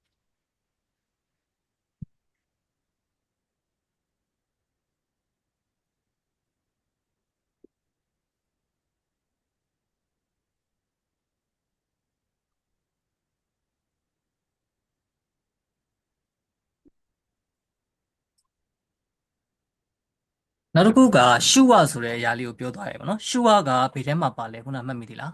ရှုဝကဘယ်ထဲမှာပါတာလဲဟုတ်ရှုကကြတော့ဂန်းကော့ထဲမှာပါတယ်ဟုတ်တယ်ဂန်းကော့ကွန်မြူန ရှု တီ ဝဟုတ်တယ်ဂန်ကော့ထဲမှာပါတယ်ဟုတ်တယ်အဲ့ဒါဆိုလို့ရှိရင်မင်းဆိုလည်းရှုဝဆိုတာတော့သိတယ်ပေါ့နော်ဒါခိုက်ကော့လူတွေလည်းသိကြပဲစကားဒီမပြောတတ်တဲ့လူတွေအတွက်မျက်လုံးမြင်တဲ့လူတွေအတွက်အဓိကဘာသာစကားတစ်ခုပေါ့နော်လက်ဟန်ခြေဟန်နဲ့ပြောတယ်ဒါကလည်းသင်ယူမှတေချာသင်မှဒါပြောတတ်တဲ့စကားပေါ့နော်ပြောတတ်တဲ့အရာပေါ့နော်အဲ့ဒါဆိုတော့ဒါကလည်းဘာသာစကားတစ်ခုပဲဂန်ကော့တေကီထဲမှာပါတယ်နောက်တစ်ခုသိစေချင်တာကကြတော့ဟီဆူဒန်ဆိုတာကခဏလေးနော်ခန်းကြီးကို message မှာရေးပေးမယ်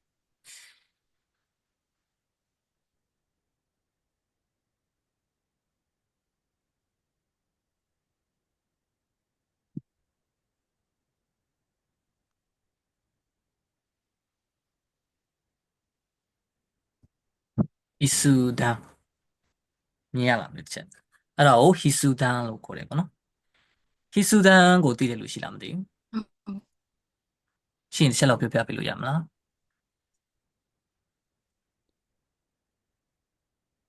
သိတယ်လို့ရှိလားအဲ့ဒါဆိုလို့ရှိရင်အခုရှင်းပြမယ်နော်ဟီဆူဒန်ဆိုတာကဒါကဘယ်လိုလဲဆိုလို့ရှိရင်နားမကြားတဲ့လူတွေနားမကြားတဲ့လူတွေပေါ့နော်ဥပမာကိုပြောတဲ့လူကတစ်ဖက်လူကမကြားဘူးဆိုလို့ရှိရင်အကိုတို့ဘာလေးသုံးကြလဲရှိစေဆိုဒီမှာဘုတ်ဒီ white board လေးတွေပေါ့နော် white board လေးတွေဒီ note စာအုပ်လေးတွေသူတို့သုံးတဲ့ဟာလေးတွေစာအုပ်လေးတွေနဲ့ white board လေးတွေနဲ့ရေးပြီးတော့တစ်ဖက်လူကိုပြောပြတဲ့အရာကိုကြတော့အကိုတို့က hisudan လို့ခေါ်တယ်ဒါက communication ရဲ့သဘောတစ်မျိုးပဲ hisudan ဆိုတာလေ communication နည်းလမ်းတစ်မျိုးပဲပေါ့နော် တစ်ဖက်လူနဲ့ဆက်သွယ်တဲ့အခါမှာသုံးတဲ့နည်းလမ်းတစ်မျိုးဟီဆူတန်အဲ့ဒါလေးကိုလည်းမှတ်ထားပြီပါနောက်တစ်ခုကတန်းကြည့်တန်းကြည့်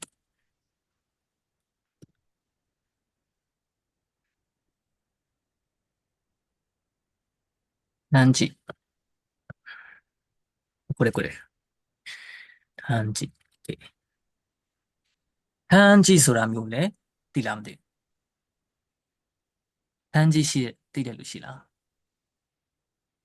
အဲ့ဆိုလို့ရှိရင်တန်းကြည့်ဆိုတာကရှေ့ကတန်းနော်တန်းနောက်ကကြည့်တန်းကြည့်ဆိုတာကအကိုတို့ဥပမာမျက်လုံးမမြင်တဲ့လူတွေပေါ့နော်တန်းကြည့်ဆိုတာကတော့အဓိကမျက်လုံးမမြင်တဲ့သူတွေအတွက်မျက်လုံးမမြင်တဲ့သူတွေဥပမာသတိထားမိလားဘယ်လိုပြောမလဲလှေကားတွေကွာရှိစဲစုမှာရှိတဲ့လှေကားအတက်အဆင်းတွေ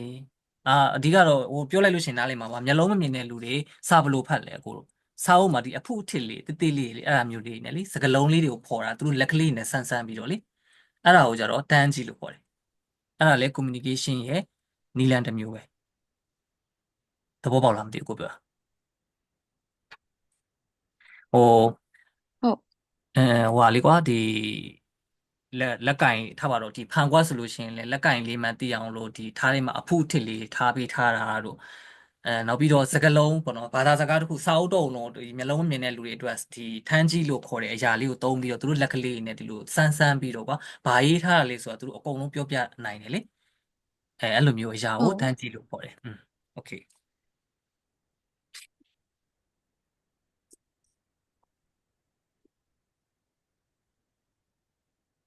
နောက်တစ်ခုကကိုပြောတဲ့စာလေးတို့နှုတ်မှာခြိုက်လို့ရတယ်နော်ဒီအိုင်နှုတ်မှာခြိုက်ရနောက်တစ်ခုပြမယ်နော်အဲ့ဒါလေးတွေက communication အတွက်ဒါအမေးများတဲ့ဟာလေးပေါ့နော်အဲ့ဒါလေးတွေက talking good 8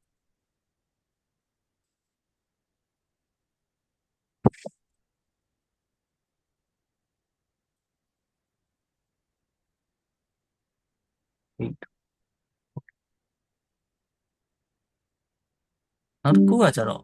talking good 8တို့ talking good 8တို့ talking good 8ဆိုတာစကားပြောတဲ့အတိုင်းမှာ talking ဆိုတဲ့စကားလုံးအင်္ဂလိပ်စကားလုံးပါနေပါအဲ့ဒါပုံဖော်လိုက်လို့ရှိရင်စက်ကလေးတစ်ခုပဲကွာဥပမာတချို့အရင်ဘယ်လိုပြောမလဲအများကြီးတော့တွေ့ထားတော့မရှိဘူးပေါ့နော်ရှိစေစုတို့များမှာတချို့ဖိုးပွားဆိုလို့ရှိရင်ဒီခဏန်းပေါင်းသက်ပုံစံမျိုးစာလေးတွေရိုက်လို့ရတဲ့ဟာမျိုးလေးရှိတယ်သူတို့ကပြောချင်တဲ့စကားဥပမာစကားမပြောနိုင်တဲ့သူတွေအတွက်ပေါ့နော်ဒါကတော့သူပြောချင်တဲ့စကားလုံးလေးကိုဒါလေးဒီကွန်ပျူတာလေးလို့သူတို့ကစလုံးလေးကိုရိုက်လိုက်တယ်ပြီးရင်သူတို့အန်တာလေးပုံစံမျိုးတစ်ခလုတ်လေးတစ်ခုနှိုက်လိုက်တာနဲ့အဲ့ဒီစက်ကနေအတန်ထွက်ပြီးပြောပေးတာအဲ့ဒါကို talking to 8လို့ခေါ်တယ်စင်ပြီနော်ဟုတ်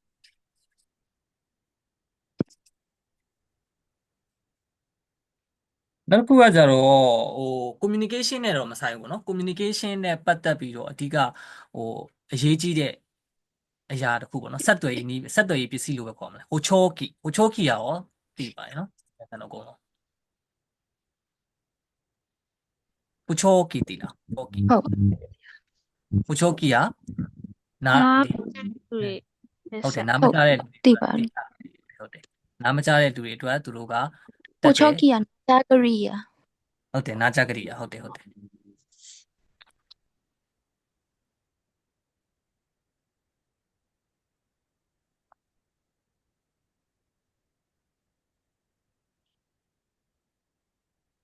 ဆိုလို့ရှိရင်အပေါ်တော့သွားလိုက်ရအောင်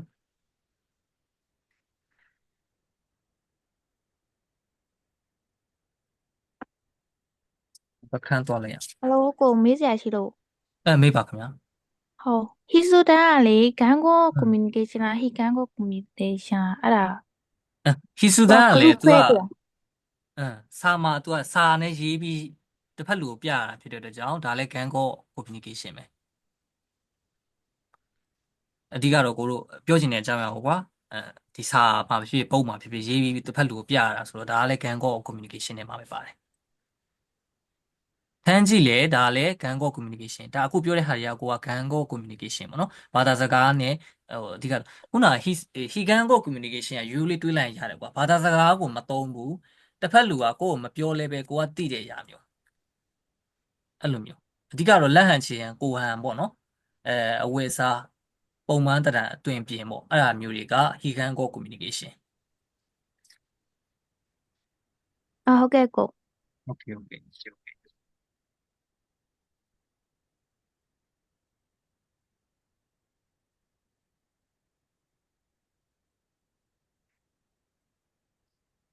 အဲ့တော့ဆိုလို့ရှိရင်အကိုတို့နောက်တစ်ခန်းကိုသွားလိုက်အောင်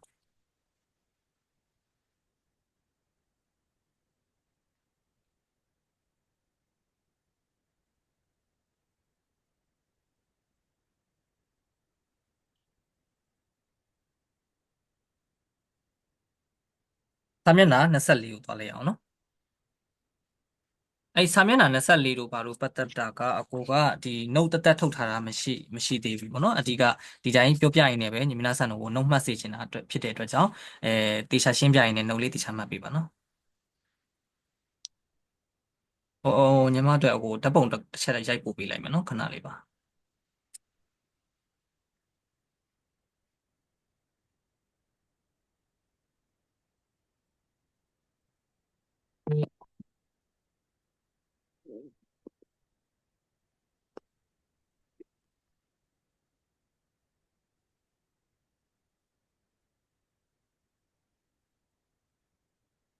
ဒီကဒီနေ့ပြပြသွားတဲ့အရာလေးတွေကအရင်ရှည်တဲ့အကြောင်းအရာတွေတော့မဟုတ်ဘူးမှတ်စရာလည်းအဲ့လောက်ကြီးမရှိပါဘူးဒါပေမဲ့တေချာကိုပြပြလေးသိထားတဲ့အရာလေးတွေနောက်ပြီးဆောင်းမွေးမှာအမြဲတမ်း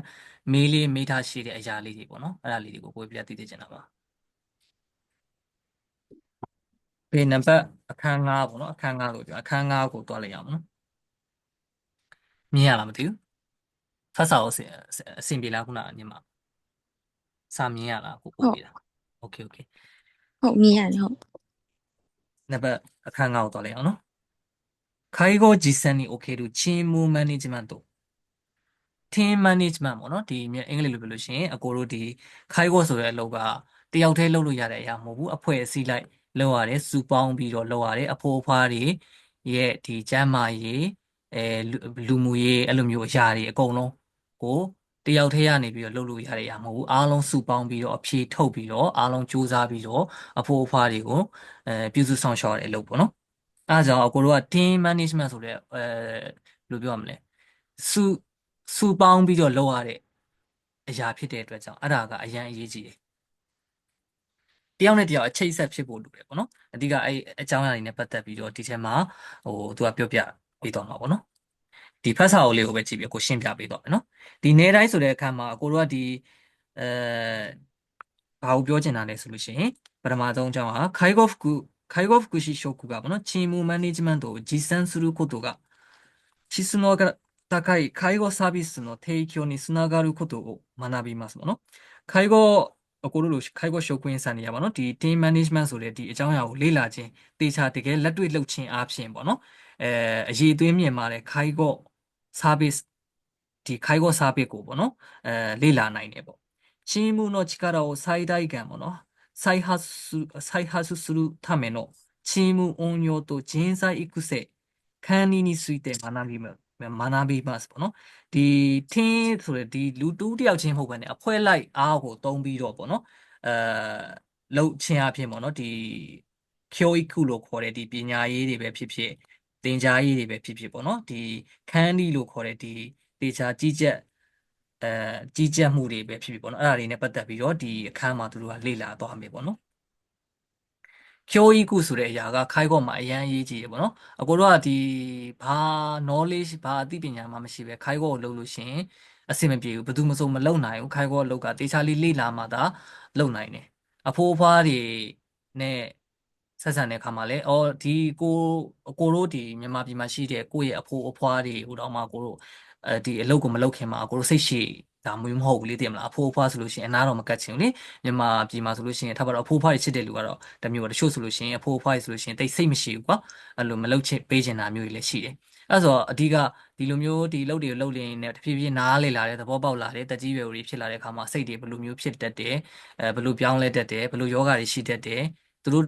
ဒီလိုတွေဖြစ်နေတာဘာကြောင့်ပါလဲဆိုပြီးကိုယ်စိတ်ကနေတွေးတက်လာတယ်ပေါ့နော်အဲ့လိုအရာတွေကခိုင်းကောလို့ရင်တည်လာတဲ့အရာတွေပေါ့နော်အဲကြောင့်介護サービスのဒီမှာကျေသုံးပွင့်နေရာလေးတွေကဒီအရေးကြီးတဲ့အချက်လေးပေါ့နော်ခိုင်ကို service ဆိုတာကဘာလဲပေါ့ခိုင်ကို service ဆိုတော့ဒီမှာသူကတော့ဒီဂျပန်လူတွေပဲရေးထားဆိုတော့အဓိကတော့ဒါတွေကဓာတ်ရိုက်ပါတဲ့ຢာတွေမဟုတ်ဘူးသဘောတရားလေးတွေကိုပါလို့ရှိရင်သဘောတရားလေးတွေကိုတေချာသိထားလေးရှိလို့ရှိရင်ဆောင်းဝဲမှာဆိုလို့ရှိရင်လည်းသဘောတရားလေးတွေပဲပါတာဆိုတော့အဲ့ဒါလေးကိုပဲကြည့်လိုက်လို့ရှိရင်အဆင်ပြေတယ်ဆိုတော့ခိုင်ကို service ဆိုတာကတဲ့ human service ပေါ့နော်လူတွေရဲ့ service ပေါ့နော်လူတွေကိုဒီဆက်ဆံဝန်ဆောင်မှုပေးရတဲ့ service ဖြစ်ပါတယ်တဲ့トクセイとしてပေါ့အဓိကထူးခြားချက်အနေနဲ့ကပေါ့နော်ခါတာချီက90ပုံမှန်တွင်ပြင်ဆိုတာမရှိဘူးတဲ့ဝါခဲရုကိုတိုကဒက်ခိနိုင်ပေါ့နော်ခွဲချမ်းစိတ်ဖြာလို့လည်းမရဘူးဟင်းရှိစုကခါဝါလို့အမြဲတမ်းအရေးသွေးဆိုတာပြောင်းလဲနေပေါ့နော်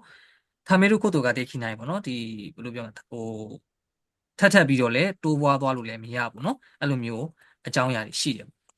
ဆိုရှ်ကီအဓိကဒီနေရာမှာသိချင်တာဆိုရှ်ကီဆိုတာကအရေးကြီးတယ်နော်ဆိုရှ်ကီဆိုတာကအကိုတို့ကအဖွဲ့အစည်းလို့တိုက်ရိုက်ဘာသာပြန်လို့ရတယ်ဆိုရှ်ကီဆိုတာဖတ်စာအုပ်ထဲမှာတခါတည်းနောက်ဒီလိုမျိုးပဲမသိတဲ့အကြောင်းမြန်မာလိုပဲဘေးကနေပြီးအားတဲ့ဒီလက်တဲ့ဒီလွတ်တဲ့နေရာလေးတွေမှာပေါ့နော်အဲ့လိုမျိုးရေးတာဖြစ်ပေါ့အဲ့လိုမျိုးလေးလောက်ထားလို့ရတယ်ကိုနားလေတဲ့ပုံစံမျိုးလေးနဲ့ရေးထားလို့ရတယ်ဆိုရှီဆိုတာတော့အကိုတို့ကဒါအဖွဲ့အစည်းဆိုတာကဥမာအကိုတို့ဒီခိုင်ကောလို့ဆိုလို့ရှိရင်အပေါ်ဆုံးဒီအပေါ်ဆုံးနေကြည့်မယ်ဆိုလို့ရှိရင်စေစုချောရှိမှာကွာစေစုချောအောက်မှာဆိုလို့ရှိရင်ဘူချောခါချောအဲ့လိုမျိုးတွေရှိမှာကွာဘူချောခါချောနောက်ပြီးလို့ရှိရင်ခေယမန်နေဂျာတွေရှိမယ်နောက်ပြီးnurse တွေရှိမယ် EDO မှာဆိုလို့ရှိရင် nurse တွေမယ်အခုလိုခိုင်ကောဖကူရှိမယ်နောက်ပြီးခိုင်ကောရှုပ်ကွင်းဆန်တွေရှိမယ်အဲ့လိုအဆင့်ဆင့်ပေါ့နော်အဲ့လိုအဖွဲ့အစည်းလိုက်အကုန်လုံးဇန်တိုက်တကီနီအကုန်လုံးကိုပြောချင်တာအကုန်လုံးကိုကြတော့ဒါကိုဆိုရှီဆိုတာဆိုရှီလို့ပြောချင်တာပေါ့နော်အဲ့ဒါကိုဆိုရှီလို့ခေါ်တယ်ပေါ့နော်ဒီအောက်ကဟိုအကြောင်းအလေးကတော့ထားခဲ့လို့ရတယ်ဒီအောက်ကရှီစုတိုင်းဟင်းတို့ဆိုတဲ့အောက်ကအချက်လေး OGT တို့ OFJT ဆိုတဲ့အကြောင်းအလေးကိုတွားလိုက်အောင်အပေါ်အကြောင်းအလေးကအဲ့ဒီခုနဆိုရှီဆိုတဲ့အကြောင်းအလေးရဲ့ခိုင်ကော service ဆိုတာကဘာလဲဆိုတာလေးရဲ့အဲ့ဒါလေးနှစ်ခုကိုသိထားရင်ရပြီအောက်ကအကြောင်းအလေးကိုတွားလိုက်အောင်နော်チーム運営と人材育成ပေါ့နော်チーム運営ဆိုလို့人材育成ဆိုတာကအကိုတို့ဒီအဖွဲ့အစည်းကိုလေပတ်မှုနဲ့တဲ့ဒီ人材育成ပေါ့နော်ဒီလောက်သားအင်အားလောက်သားတွေကိုပေါ့နော်ဒီ育成လို့ခေါ်တဲ့ပြုစုပြောင်းထောင်အောင်ပေါ့နော်ပြုစုပြောင်းထောင်ခြင်းနဲ့ပတ်သက်တဲ့အရာတွေပေါ့အဲ့ဆိုတော့အကိုတို့လည်းအမြဲတမ်းလေ့လာတယ်ပေါ့နော်လေ့လာမှလည်းဒီအလုပ်ဆိုတာလည်းအဆင်ပြေတယ်အမြဲတမ်းလေ့လာရတယ်လေ့လာရင်းနဲ့ပဲလုပ်ရတယ်ပေါ့နော်အဲ့ဆိုတော့ဒီနေရာမှာပြောချင်တာက OJT ဆိုတဲ့အကြောင်းအရာလေးကိုရှင်းပြပေးမယ်နော် OJT အဆင်ပြေလားကိုပြောတာ ဟုတ် အဲ့မှာ OJT ဆိုတာက on the job training လို့ပေါ့နော်အင်္ဂလိပ်လိုသူကရေးပေးထားတယ်သူကအင်္ဂလိပ်လိုတိုက်ရိုက်ဘာသာပြန်ထားတာ on the job training ဆိုတော့အဓိကတော့အင်္ဂလိပ်လိုပဲတွေးလိုက်လို့ရှိရင်အလုပ်ထဲမှာပဲကိုယ် training လုပ်ပေးတာအခုပြောချင်တာအလုပ်ထဲမှာပဲကိုယ် training လုပ်ပေးတာကို OJT လို့ခေါ်တယ်ဒီမှာဂျပန်လိုဘယ်လိုရေးထားလဲဆိုလို့ရှိရင်実際の業務を体験しながら仕事を覚えてもらう育成方法ပေါ့နော်ဒီလက်တွေ့ကိုရှိမှာစမ်းပါရနေပြီးတော့ကိုယ်လက်တွေ့လုပ်ပြပြီးတော့ကိုယ်တင်ပြတာမျိုးပေါ့နော်ဥပမာဒီရောရှာဆန်ကိုလက်တွေ့ဒီအဖိုးဖောက်ဘယ်လိုဤကြောလုပ်ရမလဲဘယ်လိုဤတိုးလုပ်ရမလဲအဲ့ဒါကိုတေချာအရှက်နေပြီးတော့ပြောပြပြီးတော့တေချာလက်တွေ့လုပ်ပြပြီးတော့တေချာချာ training လုပ်ပေးတာကိုကြတော့အကိုတို့ကဒါ OJT လို့ခေါ်တယ်အလုပ်ထဲမှာ training လုပ်ပေးတာကို OJT လို့ခေါ်တယ် OJT ဆိုတာကကြတော့ off the job training ဆိုတဲ့အတိုင်းပဲပေါ့နော်အကိုတို့ကဒါအလုပ်ထဲမှာမဟုတ်ပဲနဲ့လုပ်ငန်းခွင်ပြင်ပဥပမာ can shoot လို့ခေါ်တဲ့အရာတွေအလုပ်ပြီးသွားမှာကွာအပြင်မှာဒီစာသင်ခန်းထဲမှာခေါ်ပြီးစာသင်တာမျိုးတခုခုပေါ့နော်အလုပ်ထဲမှာလက်တွေ့မှုပဲနဲ့အပြင်မှာအဖွဲ့လိုက်စုပြီးတော့လုပ်တဲ့အရာတွေကိုကြတော့ off the job OJT လို့ခေါ်တာပေါ့နော်အဲ့မှာ OJT နဲ့ OFJT ကိုကိုယ်ပြပြလေးသိထားဖို့လိုတာပေါ့နော်ဒီနေရာမှာတော့โอเคအဆင်ပြေလားမသိဘူးအဲ့ဆိုလို့ရှိရင်ဟိုချင်းကူဆိုတဲ့အရာကဘာလဲဆိုလို့ရှိရင်相手の自主性を促し能力や可能性を最大限に引き出しながら目標達成に向けてモチベーションを高めるコミュニケーション手法のことဟိုချင်းကူဆိုတာကကြတော့အကိုတို့ကတစ်ဖက်လူရဲ့ပေါ့နော်တ တစ်ဖက်လူရဲ့ဒီပင်ကိုစွမ်းရည်ကိုရည်ကိုသွေးကိုပေါ့နော်ကိုရည်ကိုသွေးသူ့ရဲ့လုံနိုင်စွမ်းအဲ့ဒီအရာတွေကိုကိုကဆွဲထုတ်ပြီးတော့ကွာဆွဲထုတ်ပြီးတော့တစ်ဖက်လူရဲ့စိတ်ကိုမြင်မားစေအောင်တစ်ဖက်လူရဲ့လှုပ်ချင်စိတ်ကိုင်ချင်စိတ်တွေပေါ်လာအောင် motivation ဆိုတဲ့အရာတွေထွက်လာအောင်ပေါ့နော်အဲ့ဒါတွေကိုလုပ်ပြီးတော့ဟိုအဲ့လိုမျိုးထွက်လာအောင်လုပ်တဲ့အရာကိုပေါ့နော်အဲ့လိုမျိုး communication လုပ်တဲ့အရာကိုကျတော့ coaching ကုလို့ခေါ်တယ်တစ်ဖက်လူရဲ့ motivation တွေတက်လာအောင်တစ်ဖက်လူရဲ့လုံနိုင်စွမ်းတွေအရေးအသွေးတွေကိုယ်ရည်ကိုယ်သွေးတွေတက်လာအောင်ကိုကလောက်တာကိုကြတော့ coaching ကုလို့ခေါ်တယ်အဆင်ပြေတယ်နော်ဒါဆိုလို့ရှိရင်နောက်တစ်ခုသွားမယ် teaching ကု teaching ကုကကြတော့အင်္ဂလိပ်လိုဆိုလို့ရှိရင် teaching ပေါ့နော်သင်ကြားရေးပေါ့နော်အဲ့လိုမျိုးပေါ့ဒါလေးတွေကအင်္ဂလိပ်စာအတိုင်းဒီတိုင်းကုထည့်ထားတဲ့အရာလေးဆိုတော့ဒါလေးတွေကတော့ဘယ်လိုပြောမလဲမှတ်မိလွယ်တာပေါ့နော် teaching ကုဆိုလို့ရှိရင်ဒီမှာရေးထားတဲ့အတိုင်းဒီဂျပန်စာတွေလိုက်ဖတ်နေလို့ရှိရင်ပို့ပြီးတော့ရှုပ်နေဦးမယ် teaching ဆိုလို့ရှိရင်တစ်ဖက်လူကကိုယ့်ရဲ့စမ်းပိုင်ပဲဖြစ်ဖြစ်ကိုယ့်ရဲ့အတွေ့အကြုံရှိတဲ့လူကပဲဖြစ်ဖြစ်ကိုယ်လက်တွေ့သင်ကြားပေးတဲ့အရာကို teaching ကုလို့ခေါ်တယ် okay အဆင်ပြေလား okay အဲ့ဒါဆိုလို့ရှိရင်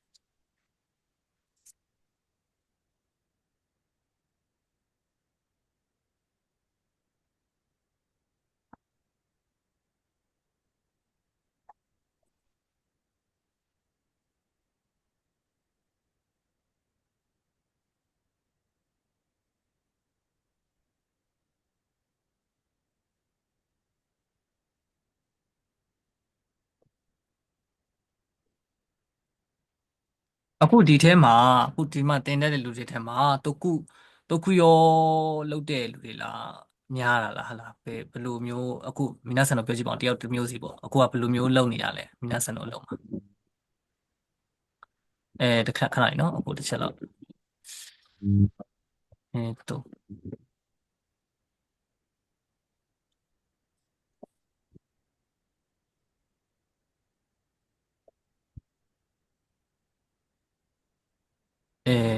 ညီမဝေမြန်းမော်လားတစ်ချက်လောက်ပြောပြပေးပါအခုအလုပ်ကဘယ်လိုလုပ်ပုံစံမျိုးလဲ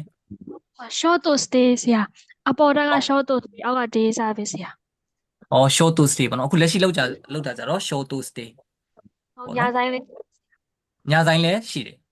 ဟုတ်တစ်လမှာ6ခါ တစ်လောက်6ခါလား short to stay ကို ဒီလကတော့အဲ့လိုလားနဲ့လိုက်ပြီးကွဲသွားတာနောက်လာတော့9ခါဖြစ်မလားမသိ အဲ့လိုမျိုးလာနဲ့လိုက်ပြီး꿰တာပေါ့နော်short to stay ဆိုတဲ့အတိုင်းပဲရိုးချက်ဆန်တွေကလာပြီးပြန်တယ်အဲ့လိုမျိုးပုံစံမျိုးလားဒါမှမဟုတ်ရှစ်ဆက်စုထဲမှာပဲဒီ short to stay ဆိုတဲ့နာမည်သုံးပြီးတော့သူတို့စင်မှာပဲအပေါ်တက်အောက်တက်ဆင်းပြီး short to stay ပုံစံမျိုးလုပ်နေရလား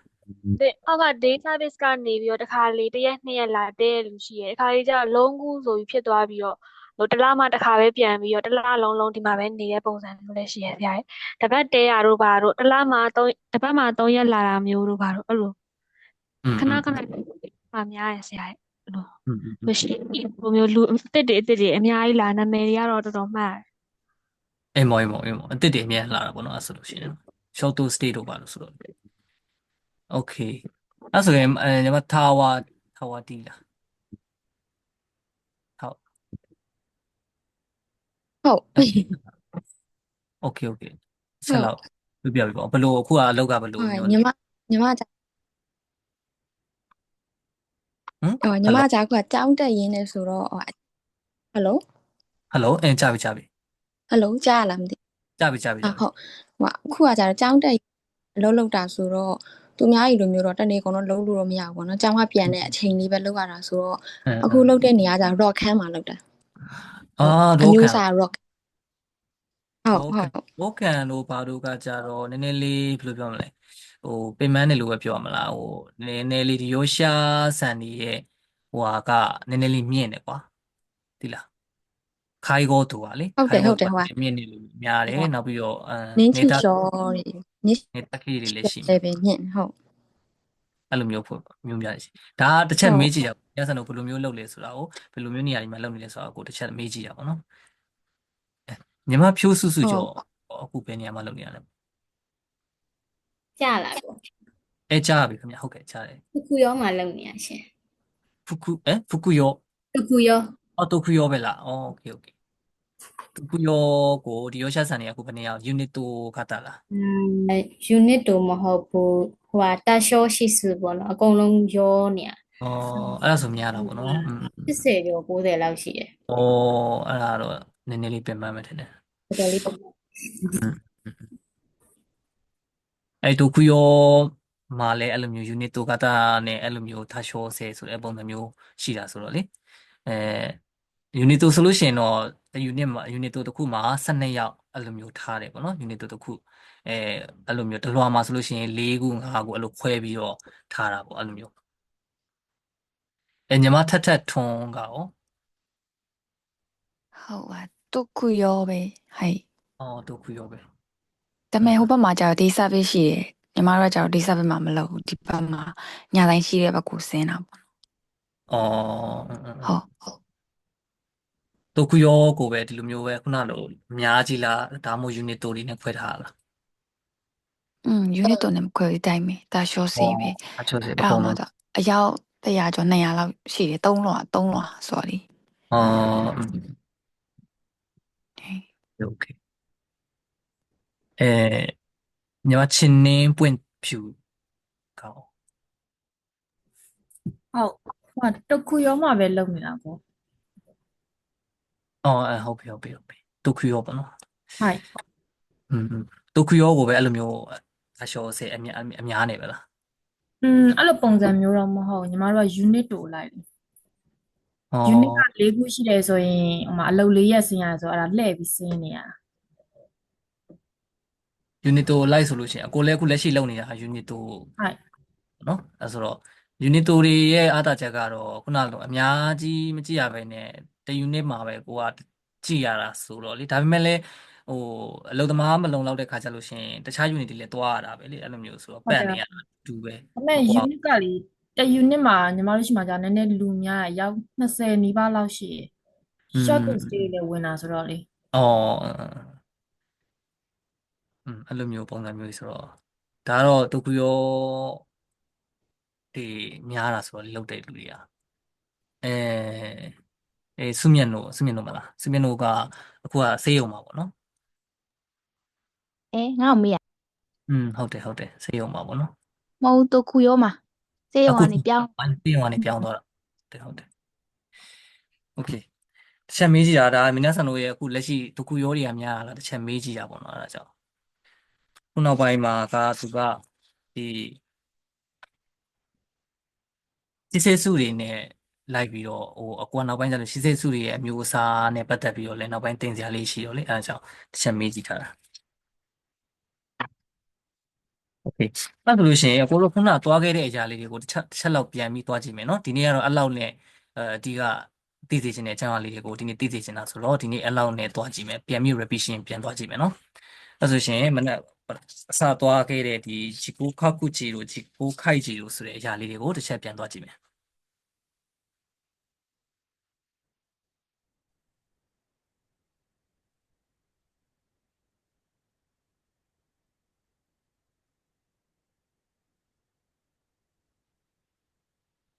โอเค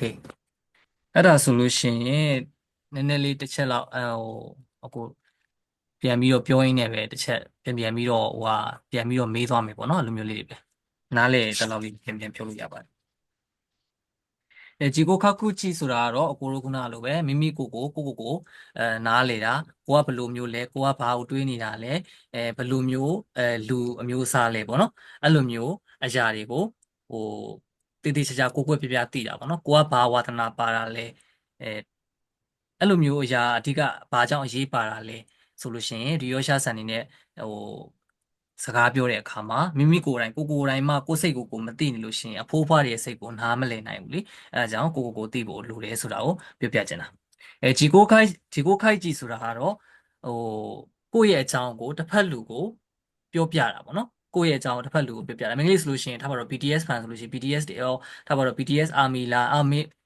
BTS Army လားကိုယ်လည်း BTS Army လားအဲ့လိုမျိုးတယောက်နဲ့တယောက်စကားဆက်မိနေတယ်ပေါ့အဲ့လိုပြောနေနေမှာအမှတ်မထင်မဲနဲ့တယောက်နဲ့တယောက်ရင်းနှီးမှုဖြစ်သွားတယ်တယောက်နဲ့တယောက်ရင်းနှီးမှုဖြစ်သွားပြီးတော့အတိုင်ဖောက်ညီသွားတယ်အတိုင်ဖောက်ညီတာကိုခုနကကိုဘာလို့ပြောခဲ့လဲ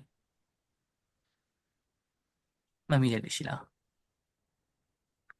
တယောက်တယောက်ကအတိုင်ဖောက်ညီသွားတယ်စကားပြောနေနေတယောက်တယောက်ချိတ်ဆက်မိသွားတယ်အဲ့လိုအရာကိုဘာလို့ခေါ်တာလဲအဲ့ဒါကိုအကိုတို့ကဒါပိုးလို့ခေါ်တယ်ဒါပိုးလို့ခေါ်တယ်နော်အဲ့လေးတစ်ချက်မှတ်ထားပြီပါတယောက်တယောက်အခုလိုမျိုးတယောက်တယောက်ဝါဒနာတူရင်းနဲ့စကားဆက်မိနေပြောချိတ်ဆက်မိသွားတဲ့အရာလေးကိုကြတော့အကိုတို့ကဒါပိုးလို့ခေါ်တယ်โอเคဂျီကိုโอเคအဲ့ဆိုလို့ရှိရင်နောက်တစ်ခုသွားလိုက်မယ်နော်ဒီဘက်စာမျက်နှာမှာကြတော့အကိုတို့ကGango communication နဲ့ Higango communication Gango communication ဆိုတဲ့အရာမှာအကိုတို့ဒီဖုန်းနဲ့ပြောတဲ့အရာတွေဘာသာစကားတစ်ခုခုကိုပေါ့နော်ဘာသာစကားတစ်ခုခုကိုအသုံးပြုပြီးတော့တစ်ဖက်လူကိုသိစေခြင်းအောင်ပြောပြတဲ့အရာတွေပေါ့နော်ဥပမာခုနလိုရှူဝါလို့ခေါ်တဲ့ဟိုစကားတွေပေါ့နော်ရှူဝါလို့ခေါ်တဲ့လက်ဟန်ချီဟန်စကားတွေအရာတွေပေါ့နော်အဲ့ဒါတွေအကုန်လုံးကလည်းGango communication တွေမှာပါတယ်Higango ဆိုတာတော့အကိုတို့ကဒီ gesture လို့ခေါ်တဲ့အရာတွေနဲ့ပြောကြောပေါ့နော်မျက်နှာအနေထားပုံမှန်တွင်မြင်တစ်ဖက်လူရဲ့ဘယ်လိုမျိုးနေထိုင်နေတဲ့ပုံစံမျိုးမူတည်ပြီးတော့ဥပမာတစ်ဖက်လူကကိုယ်မျက်စောင်းထုံးနေလို့ရှိရင်ဒီလူကငါ့ကိုစိတ်ဆိုးနေပြီဆိုတာတစ်ဖက်လူကကိုယ်ကသိရလေမပြောလဲသိတယ်အဲ့လိုပုံစံမျိုးတစ်ဖက်လူကငိုနေဆိုလို့ရှိရင်ဒီလူကဝမ်းနေနေတာပဲဆိုပြီးအဲ့လိုမျိုးတွေးလိုက်ရုံနဲ့သိတယ်မြင်လိုက်ရုံနဲ့သိတယ်အရာမျိုးကိုဒါ Higango communication လို့ခေါ်တယ်โอเคအဲ့ဆိုရှင်ဒီမှာခုနလိုဘူစုရီတက်ကီကျိုရီနဲ့ရှင်းနီတက်ကီကျိုရီဘူစုရီတက်ကီကျိုရီကဘာလဲအကိုတို့ကခန္ဓာကိုယ်ချင်းနှိစက်မှုပေါ့နော်ရှင်းနီတက်ကီကျိုရီဆိုတာကတော့စိတ်ချင်းနှိစက်မှုပေါ့ဥမာနေဆိုလို့ရှိရင်ဥမာကိုယ့်ရဲ့မိဘတွေနေဆိုလို့ရှိရင်ဘူစုရီတက်ကီကျိုရီကထိုးဤကိုချင်းကတော့ဝေးနေပေမဲ့ရှင်းနီတက်ကီကျိုရီကကြတော့အရန်နှိစက်တယ်အဲ့လိုပုံစံမျိုးဒီမှာဆိုလို့ရှိရင်တော့ဂျပန်မှာရှိတဲ့လူတွေဂျားထဲမှာဆိုလို့ရှိရင်လုပ်ငန်းခွင်မှာရှိတဲ့ကိုယ့်ရဲ့လုပ်ငန်းဝင်ဒီချုပ်ကွင်းဆန်နေဂျားထဲမှာဆိုလို့ရှိရင်ဂျပန်နေဂျားထဲမှာဆိုလို့ရှိရင်သူတို့နဲ့ကတော့ဘူစုရီတေကီကျိုရီကချီခိုက်ဒါပေမဲ့စိတ်ကတော့ရှင်းနီတေကီကျိုရီကကြတော့ထိုးဝီဖြစ်တယ်အဲ့လိုမျိုးအတိတ်ပဲโอเคအဲ့ဆိုလို့ရှိရင်ဒီဖက်စာအုပ်ကိုပဲကိုအရင်ရှင်းသွားမယ်နော်ထိုင်ချင်းကျိုရီပေါ့နော်communication theory communication လုပ်တဲ့အခါမှာအကိုတို့ကွာဝေးဆိုတာရှိတယ်ပေါ့နော်အကွာဝေးခုနလိုမမြင်ရတဲ့အကွာဝေးရှိတယ်လို့မြင်ရတဲ့အကွာဝေးရှိတယ်မြင်ရတဲ့အကွာဝေးဆိုတာကအခုမှကိုယ့်ရဲ့မသိတဲ့လူတွေဒဇိမ်းလူတွေနဲ့စကားပြောတဲ့အခါမှာအကွာဝေးကိုဘယ်လောက်ယူရမယ်ဘယ်လိုပုံစံနေထိုင်ရမယ်ဆိုတဲ့အရာတွေပေါ့နော်အဲ့ဒါတွေကိုဒီအခါမှာသင်သွားတာအဲ့ဆိုတော့ဒီမှာဆိုလို့ရှိရင် ထိုင်ချင်း theory ဆိုတာကဘာကိုပြောချင်လဲဆိုလို့ရှိရင်他像你其他这个人你干了是不是？人你实在ဖြစ်လို့ရှိရင်တဲ့ဖူခိုက်ခံကိုခံကြည့်လို့ခုခံတော့ကိုတော့စိတ်မတိမတာဖြစ်စေကွာအရင်ဘယ်လိုပြောမလဲမကြိုက်ဘူးလေအီယာနာခီမိုချီပေါ့နော်အီယာနာခီမိုချီဖြစ်တယ်အဲ့ဒါဆိုတော့အဲ့ဒါမျိုးကြတော့ထိုင်ချင်းကျိုရီလို့ခေါ်တယ်ပေါ့နော်အရင်တစ်ဖက်လူနဲ့အရင်နီးစက်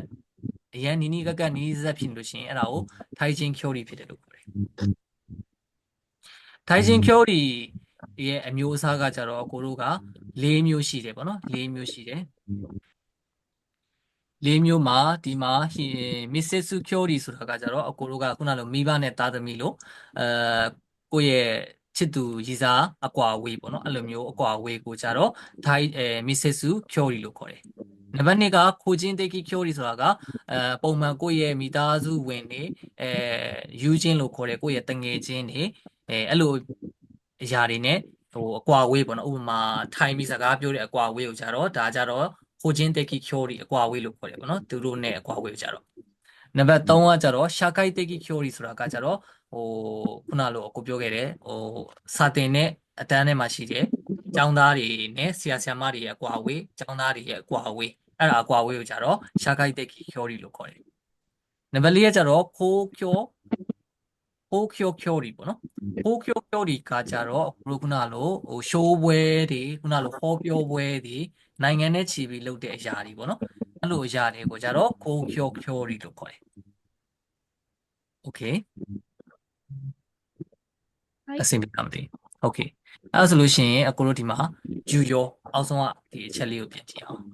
ဂျူယောဆိုတာကကြတော့အကိုတို့ဒီ note ထဲမှာအကိုရေးပေးထားမယ်သူပြောတဲ့အတိုင်းပဲအကိုတို့ကနားထောင်ပေးတာအဖိုးအဖွားကွာ အဓိကကတော့ကိုတို့ခိုင်ကောလုပ်တဲ့အခါမှာဂျူရောဆိုတဲ့အရာအရန်ကြီးကြည့်တယ်ဂျူရောဖြစ်တဲ့ဘယ်လိုပြောမလဲအဖိုးအဖွားကဘာပဲပြောနေပါစေကိုယ့်ရဲ့စိတ်ကိုယ့်ရဲ့ပင်ကိုယ်စိတ်ကိုသွားမထိပဲပြောရင်ပြောတဲ့အတိုင်းပဲနားထောင်လိုက်တယ်လက်ခံလိုက်တယ်ဆိုတဲ့အရာမျိုးပေါ့နော်ကိုယ့်ရဲ့ပင်ကိုယ်စိတ်ကိုသွားပြီးတော့ထိတာမျိုးမဟုတ်ဘဲနဲ့ဒီလိုမျိုးအဖိုးအဖွားတာသူဒီလိုပြောနေပါလားသူဒီလိုမျိုးဖြစ်နေပါလားဆိုတဲ့ပုံစံမျိုးအတိုင်းပဲလက်ခံလိုက်တာနှလုံးသားဒီလိုမျိုးကစိတ်ထဲကနေပြီးတော့လက်ခံလိုက်တဲ့အရာမျိုးကကျွန်တော်ဂျူရောလို့ခေါ်တယ်ဘာကိုမှမတွေးတော့ဘူးဘာကိုမှမဖြစ်ဘူးကိုယ့်ဘက်ကလည်းအဲ့လိုမျိုးနောက်တစ်ခုက K ချောလောက်တာ K ချောကကြတော့အခုဒီထဲမှာပြောပြထားတယ်အာယုံစိုက်ပြီးနားထောင်တာတစ်ဖက်လူရဲ့စကားကိုတည်တည်ချာချာကိုအာယုံစိုက်နားထောင်တာတစ်ဖက်လူပြောတဲ့စကားကိုဥပမာနာယာမီပဲလုပ်နေပေါ့နော်အဖိုးဖွားတစ်ခုခုနာယာမီတစ်ခုဖြစ်နေတယ်အဲ့ဒါကိုပြောနေရပေါ့နော်တောက်လျှောက်သူပြောချင်တာတွေပဲတောက်လျှောက်ပြောနေတယ်အဲ့ဒါကိုကိုကဘေးမှာထိုင်ပြီးဟုတ်လားဘာညာပေါ့နော်စကားလေးဖော်လို့လိုက်ရင်ခေါင်းလေးညှိပ်ပေးတာဖြစ်ပေါ့နော်အဲ့ဒါကို K ချောလုပ်တယ်လို့ခေါ်တယ်ဝေဖန်တာမျိုးမလုပ်ဘူးပေါ့နော် K ချောလုပ်တယ်ဆိုတာအဓိကတော့အာယုံစိုက်ပြီးနားထောင်ပေးတာနောက်တစ်ခုကကြတော့ကျော်ခံဆိုတာကကြတော့ကိုတို့ကဒါကိုချင်းစာတာပေါ့နော်ကိုချင်းစာတာကြတော့အဓိကဘာကိုပြောချင်တာလဲဆိုလို့ရှိရင်တစ်ဖက်လူရဲ့စိတ်ကိုပေါ့နော်တစ်ဖက်လူကသူဘာဖြစ်နေလဲသူအခုဝမ်းနေနေတယ်ဝမ်းနေတယ်ဆိုလို့ရှိရင်သူဝမ်းနေတဲ့အတိုင်းပဲကိုကကိုချင်းစာပြီးတော့ဝမ်းနေပေးတာတစ်ဖက်လူရဲ့တာချိဘလို့ခေါ်တယ်တစ်ဖက်လူရဲ့ဘက်မှာရက်တည်ပြီးတော့ကိုကထိုင်ပြီးတော့တွေးပေးတာနားလည်ပေးတာအဲ့လိုຢာတွေကိုကြတော့ကျော်ခန်းလုပ်တယ်လို့ခေါ်တယ်โอเคအဆင်ပြေလားအဲ့ဒါဆိုလို့ရှိရင်အခုတို့ဒီထိုင်မန်ဟိုတို့ချောကကူဟိုနော်ထိုင်မန်ဟိုတို့ချောကကူဟိုဆိုတာအဖိုးဒီယာကကြတော့ဒီရောရှာဆန်နေပဲဖြစ်ဖြစ်ခါဆုကုဆန်နေပဲဖြစ်ဖြစ်ပေါ့နော်အဲ့လိုမျိုးစကားပြောတဲ့အခါမှာcustomer တွေနဲ့စကားပြောတဲ့အခါမှာအကိုတို့ဘယ်လိုမျိုးပုံစံအနေထားနေရမယ်ဆိုတဲ့ပုံစံမျိုးပေါ့နော်သူကအဓိကပြောချင်တာတော့ထိုင်မန်ဟိုဆိုတာတော့မျက်နှာချင်းဆိုင်စကားပြောတဲ့အနေထားပေါ့နော်ဥပမာမလွဲမရှောင်တာစကားပြောမယ်မျက်နှာချင်းဆိုင်စကားပြောမယ်အနေထားမျိုးဆိုလို့ရှိရင်ခုံပေါ်မှာပန်းအိုးတင်ထားတာဖြစ်ဖြစ်စာအုပ်တင်ထားတာဖြစ်ဖြစ်အယုတ်လေးတင်ထားတာဖြစ်ဖြစ်ပေါ့နော်အဲ့လိုအရာလေးကိုတင်ထားခြင်းကတစ်ဖက်လူကိုစကားပြောရလွယ်စေတယ်ပေါ့နော်အဲ့ဒါအဓိကတော့ထိုင်မန်ဟိုဆိုတာကတော့โอเคနောက်တစ်ခုကချောကာကူချောကာကူဟိုပေါ့နော်ချောကာကူဟိုဆိုတာကတော့ဒါကတော့အကိုတို့ဒီမှာတောင်းမှန်အတိုင်းပဲနော်တောင်းမှန်အတိုင်းထိုင်နေQQ ဒီဂရီပိုင်းပေါ့နော်ဒီတောင်ကျိုးပုံစံမျိုးထိုင်နေအဓိကကတော့သူတို့ရဲ့မဲဆန်လို့ခေါ်တဲ့ဒီမျက်နှာဒီမျက်လုံးပေါ့နော်အကြည့်တွေကတစ်ဖက်ကိုခွဲလို့ပြောမယ်တစ်ဖက်ကိုလွှဲထားလို့ရတယ်စကားပြောနေနေကွာကိုပြောချင်တဲ့အကြောင်းအရာကိုပွပွင့်လင်းလင်းပြောလို့ရတယ်စကားပြောရလွယ်စေတယ်အဲ့လိုအကြောင်းအရာဘာဖြစ်လို့ဆိုတော့တစ်ဖက်လူရဲ့မျက်နှာကိုကြည့်နေစရာလည်းမလိုဘူးအကြည့်လွှဲနေစရာလည်းမလိုဘူးကိုယ့်ဘောက်ကိုစကားပြောနေနေရှေ့ကိုလည်းကြည့်နေလို့ရတယ်လို့ဘေးကိုလည်းကြည့်နေလို့ရတယ်ပေါ့နော်အဲ့လိုမျိုးအရာကပို့ပြီးတော့အဓိကတော့ဒီနေရာမှာထိုင်မန်ဟိုးနဲ့ချောကကူဟိုးနဲ့မှာအဓိကအကောင်းဆုံးကတော့ချောကကူဟိုးပေါ့နော်မလွဲမသွေတာထိုင်မန်ဟိုးနဲ့ထိုင်တဲ့အခါမှာဒီဇပွဲခုံပေါ်မှာဖြစ်ပေါ့နော်တခုခုမထားလို့အဆင်မပြေဘူးပေါ့နော်တခုခုကိုထားတင်နေဆိုတာကိုပြောပြချင်တာဒီနေရာမှာအဓိကဒီနှစ်ခုထဲမှာအဆင်ပြေဆုံး communication လုပ်လို့အကောင်းဆုံးရာတော့ချောကကူဟိုကအကောင်းဆုံးပေါ့နော်ဒီနေရာမှာဒါကကျတော့ counseling ကူပေါ့နော် counseling ကူဆိုတာကတော့ဒါကတော့လူမှုဆက်ဆံရေးနီလန်း၄မျိုးလို့ပဲပြောရမှာအဲ့လိုမျိုးပြောရမှာနော်အဓိကဒါအကြောင်းအရာလေးပေါ့နော်လူမှုဆက်ဆံရေးလူတစ်ယောက်နဲ့တစ်ယောက်ရင်းနှီးဖို့အတွက်လူတစ်ယောက်နဲ့တစ်ယောက်ရင်းနှီးဖို့အတွက်အဓိကအချက်၄ချက်ကဘာမျိုးတွေကအရေးပါလဲပေါ့နော်အဲ့ဒါဆိုလို့ရှိရင်ရှိကြီးတက်ကီဖွင့်ကီစုကူတီပေါ့နော်ဖွင့်ကီစုတဲ့အဖိုးအဖွားတွေနဲ့စကားပြောတဲ့အခါမှာခေါင်းငိမ့်ပေးတာဖြစ်ဖြစ်မျက်လုံးရဲ့အကြည့်အနေထားပေါ့နော်အမြဲတမ်းဒီတစ်ဖက်လူရဲ့စကားကိုတေချာလေးနားထောင်နေပါတယ်ဆိုတာကိုတစ်ဖက်လူကသိအောင်ကိုနေဟန်ထားပေါ့နော်အဲ့ဒီကိုနေဟန်ထားလေးနဲ့နေနေတာဖြစ်ပေါ့နော်အဲ့ဒါကအရေးပါတယ်ဆိုတဲ့အချက်နံပါတ်1ကနံပါတ်2ကကြတော့ခန်းကျုံတော့ဟန်ရှာဆိုတာကတော့တစ်ဖက်လူကစကားပြောလို့ရှိရင်စကားထောက်ပေးတယ်ပေါ့နော်တစ်ဖက်လူစကားပြောတာအဆင်ပြေအောင်စကားထောက်ပေးတာဒီထဲမှာထာနိုရှိလို့ပြောတဲ့ခါကျတော့ဘေးကနေပြီးတော့ထာနိုရှိတဲ့စနစ်အဲ့လိုမျိုးလေးပြန်ပြောပေးတာပေါ့နော်အဓိကတော့နှစ်ထပ်ပေါ့နော်နှစ်ထပ်ပြောတာပေါ့စကားကိုနှစ်ခေါက်ပြန်ပြောတဲ့အရာတွေကိုတစ်ဖက်လူရဲ့ခံစားချက်ကိုထပ်တူညီပေးရဆိုတဲ့သဘောပေါ့နော် ဒီမှာကျတော့နံပါတ်3ကကျတော့ခန်းကျွန်တော်မေးခောက်ကတစ်ဖက်လူရဲ့ခံစားချက်ကိုကိုကွယ်ပြပြသိတာပေါ့နော်တစ်ဖက်လူကဘာဖြစ်နေလဲဆိုတာကိုသိတဲ့အချက်ကလည်းအရေးပါတယ်ပေါ့နော်ဥပမာတစ်ဖက်လူကစိတ်ဆိုးနေရမှမသိပျော်နေရမှမသိကိုကစကားပြောဆိုမှတက်လို့ဝင်ပြီးတော့ဖိုးဖွားစိတ်ဆိုးနေတဲ့အချိန်မှာကိုကစကားဝင်ပြောနေလို့ဆိုရင်ပြန်ပြီးအော်ထုတ်ခံရတာတို့အဲ့လိုမျိုးချက်ရှိပါတော့စကားအရင်ထားပါတော့ဖိုးဖွားစိတ်ဆိုးနေတဲ့အခါကျလို့ရှိရင်ဘယ်လိုပုံစံမျိုးနဲ့သွားရင်ကောင်းမလဲငါတို့ဘယ်လိုခွဲခတ်ခဲလောက်ရမလဲဘယ်လိုပုံစံမျိုးနဲ့နေရမလဲအဲ့လိုမျိုးအချက်ကလည်းအရေးပါတယ်ဆိုတော့ပြောချင်တာနံပါတ်4ကကျတော့စေခါစုပါမန်တော့မန်စေစုပေါ့နော်အဓိကတော့အဖိုးဖွားတွေအားနေတဲ့အချိန်လေးမှာစကားပြောတဲ့အခါမှာသူတို့အဆင်ပြေတာလေးတွေအဆင်မပြေတာလေးတွေများရှိလားနေရတာအဆင်ပြေလားအဲ့လိုမျိုးလေးတွေပေါ့နော်အဲ့လိုလေးတွေပြောရင်လည်းဒါဟိုခါတိုင်းခါတိုင်းခိုက်ခဲစုလို့ပဲပြောမှာလားအဓိကသူတို့ရဲ့အခက်အခဲလေးတွေကိုဖြည့်ရှင်းပေးတဲ့အရာမျိုးပေါ့နော်အဲ့ဒါတွေကိုနံပါတ်4အချက်ကပြောချင်တာโอเคအဲ့ဆိုလို့ရှိရင်အကိုတို့ဒီ note ထဲမှာနည်းနည်းကြံနေတာလေးတွေကိုတစ်ချက်ပြောကြည့်အောင်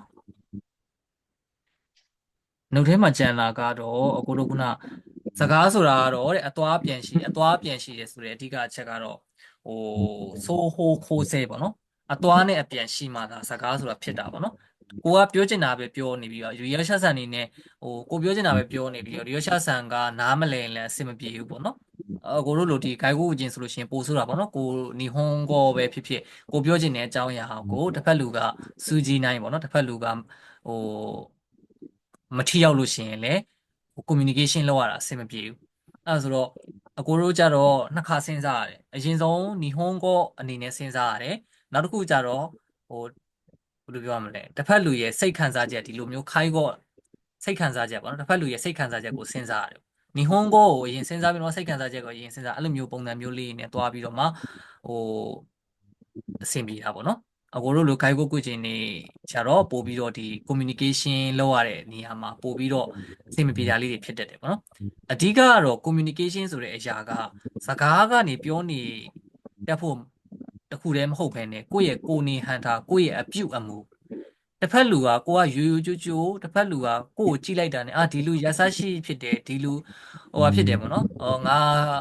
ငါပို့ပြီးတော့ဘယ်လိုပြောလဲရှင်းနိုင်တဲ့ကိရုဟိတောပေါ့နော်ငါပို့ပြီးတော့ယုံကြည်ရတဲ့လူဆိုတာကိုကြည့်လိုက်တာနဲ့ကွာတစ်ဖက်လူကကိုယ်ကိုကြည့်လိုက်တာနဲ့မြင်ယုံသိစေနိုင်တဲ့အပြုအမူမျိုးအနေထိုင်မျိုးကလည်းအရေးပါတယ် communication တစ်ခုတည်းပဲမဟုတ်ပဲပေါ့နော်အဲ့ဒါမျိုးကလည်းအရေးပါတယ်โอเคအဲ့ဆိုလို့ရှိရင်ဒီထဲမှာ note ထဲမှာလည်းအဆင်ပြေပြီဆိုတော့ဒီဖတ်စာအုပ်ထဲကိုခုနအခန်းငါ့ကိုပြန်သွားလိုက်အောင်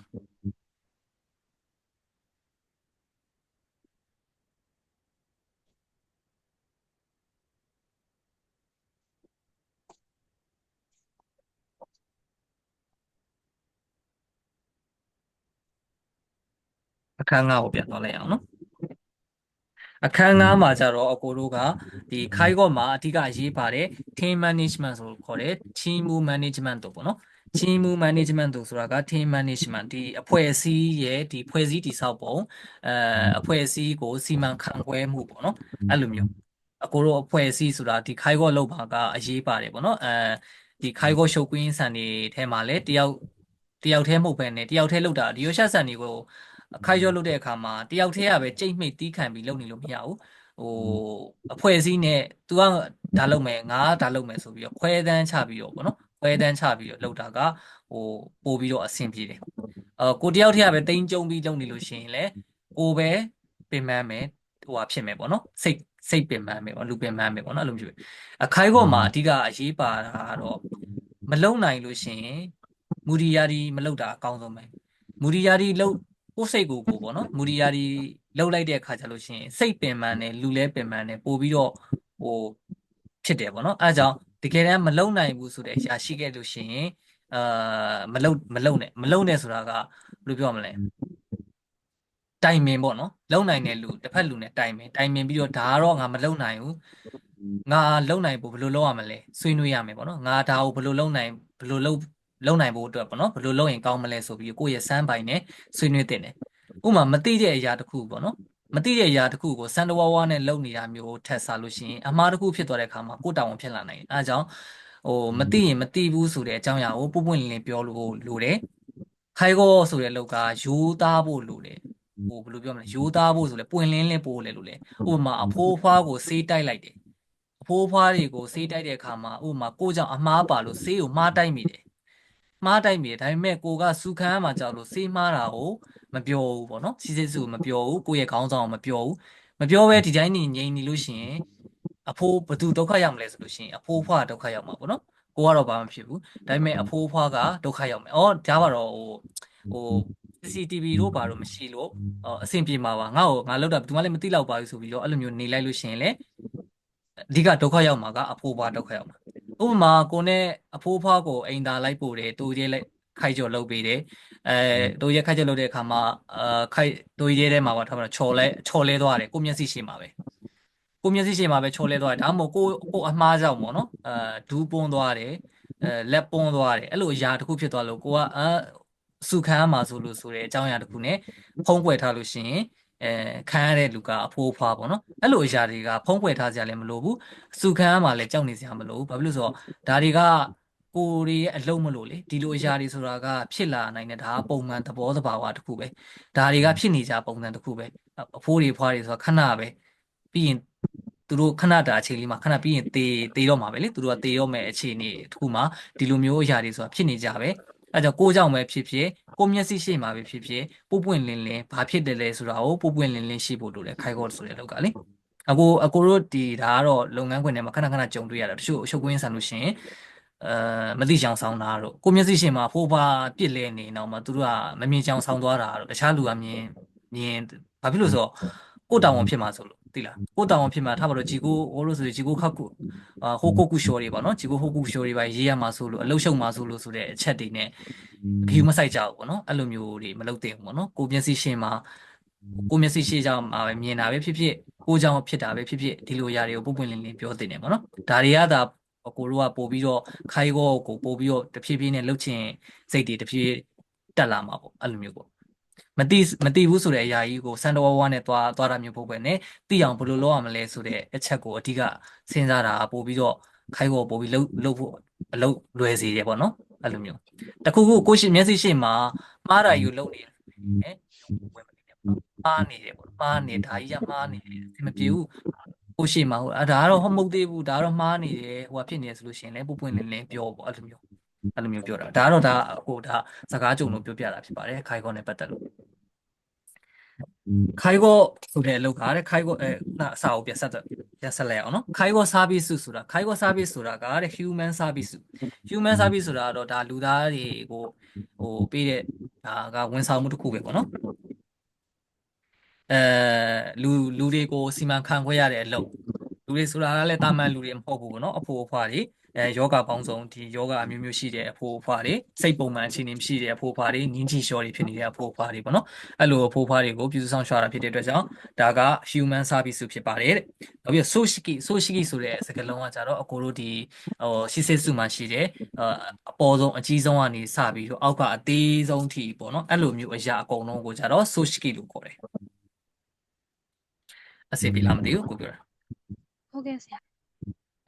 အဲ့ဆိုလို့ရှိရင်အောက်ဆုံးကဒီချီးမှု on air တို့ဂျင်းဆိုင် equity ပေါ့နော်အဲ့ညာလေးကိုပြန်သွားအောင် OJT တို့ OJT ပေါ့နော် OJT ဆိုတာက OJT ဆိုတာကတော့ on the job training ပေါ့နော် on the job training ဆိုတာကအင်္ဂလိပ်တိုင်းဘာသာပြန်လိုက်မယ်ဆိုလို့ရှိရင်အလုပ်ထဲမှာပဲဒါက training ပေးတာအလုပ်ထဲမှာပဲ training ပေးတာအလုပ်ထဲမှာပဲကိုယ်တင်ပြပေးတာအဲ့လိုပုံစံမျိုးအဲ့လိုဆိုတော့စမ်းပိုင်ပဲဖြစ်ဖြစ်ကိုယ့်ရဲ့ဆရာမပဲဖြစ်ဖြစ်ဆရာမတော်ဖြစ်တယ်ဒီစမ်းပိုင်ပေါ့နော်ကိုယ့်ရဲ့နီးပြကစမ်းပိုင်ကကိုယ့်ရဲ့လုပ်ထဲမှာလက်တွေ့ပေါ့နော်အဖိုးအဖွားကိုဘယ်လိုလုပ်ရမလဲဘယ်လိုပြုစုဆောင်ရှောက်ရမလဲဘယ်လိုမျိုးလဲဆိုတော့လက်တွေ့လုပ်ငန်းခွင်ထဲမှာလိုက်ပြတာက OJT ပေါ့နော် OJT လို့ခေါ်တယ်ဒါစကားလုံးတွေအတူကောက်တွေကလုပ်ငန်းခွင်ထဲမှာလည်းသုံးပါတယ် OJT ဆိုပြီးတော့သုံးကြတယ်ပေါ့နော်နောက်တစ်ခုက OJT ပေါ့နော် OJT ကကြတော့အကိုတို့ကဒါကcan shoe လို့ပုံစံမျိုးတွေအပြင်မှာအလုတ်ချိန်မှာမဟုတ်ဘဲနဲ့အပြင်မှာတီးတန့် ဒီစုပြီးတော့ပေါ့နော်စာတင်တဲ့ပုံစံမျိုးအဲ့လိုမျိုးတွေလောက်တာကြတော့ object လို့ခေါ်တယ်နောက်တစ်ခုကကြတော့ coaching ဆိုတာက coaching လို့ပဲခေါ်ပါနော်အဲ့ဒီတင်တော့ジシュセကိုဦးနာကရှိနိုးရုပ်ခုကခုနကကိုပြောသလိုပဲတစ်ဖက်လူရဲ့လုံနိုင်စွမ်းပင်သွေးကိုရီကိုသွေးကိုmotivation တွေကိုဆွဲထုတ်ပြီးတော့ပေါ့နော်အဲ့ဒါလေးကိုတိုးတက်လာအောင်တစ်ဖြည်းဖြည်းနဲ့ဆွဲထုတ်လာပြီးတော့တစ်ဖက်လူရဲ့လုံနိုင်စွမ်းတွေကိုပို့ပြီးတော့လုံနိုင်အောင်ကိုကဆွဲထုတ်ထားမျိုးအဲ့ဒါမျိုးကိုကြတော့ကိုတို့က coaching ခုလို့ခေါ်တယ် okay နောက်တစ်ခုကကျ teaching ခုဆိုတာကအကိုတို့ဒီဟိုအင်္ဂလိပ်လိုပြောလို့ရှိရင်တော့ teaching ပေါ့နော်စာသင်ကြားတာပေါ့အဲ့ဒါကိုတစ်ဖက်လူကိုယ့်ရဲ့စမ်းပိုင်ပဲဖြစ်ဖြစ်ကိုယ့်ရဲ့ဆရာမပဲဖြစ်ဖြစ်ပေါ့နော်အဲ့လိုမျိုးသင်တာကိုကို teaching လုပ်တာကိုကြတော့ teaching ခုလို့ခေါ်တယ်အဆင်ပြေလားမသိဘူး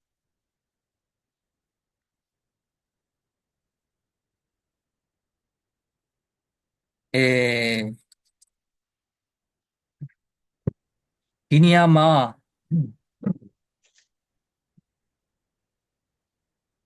ခဏလေးနော်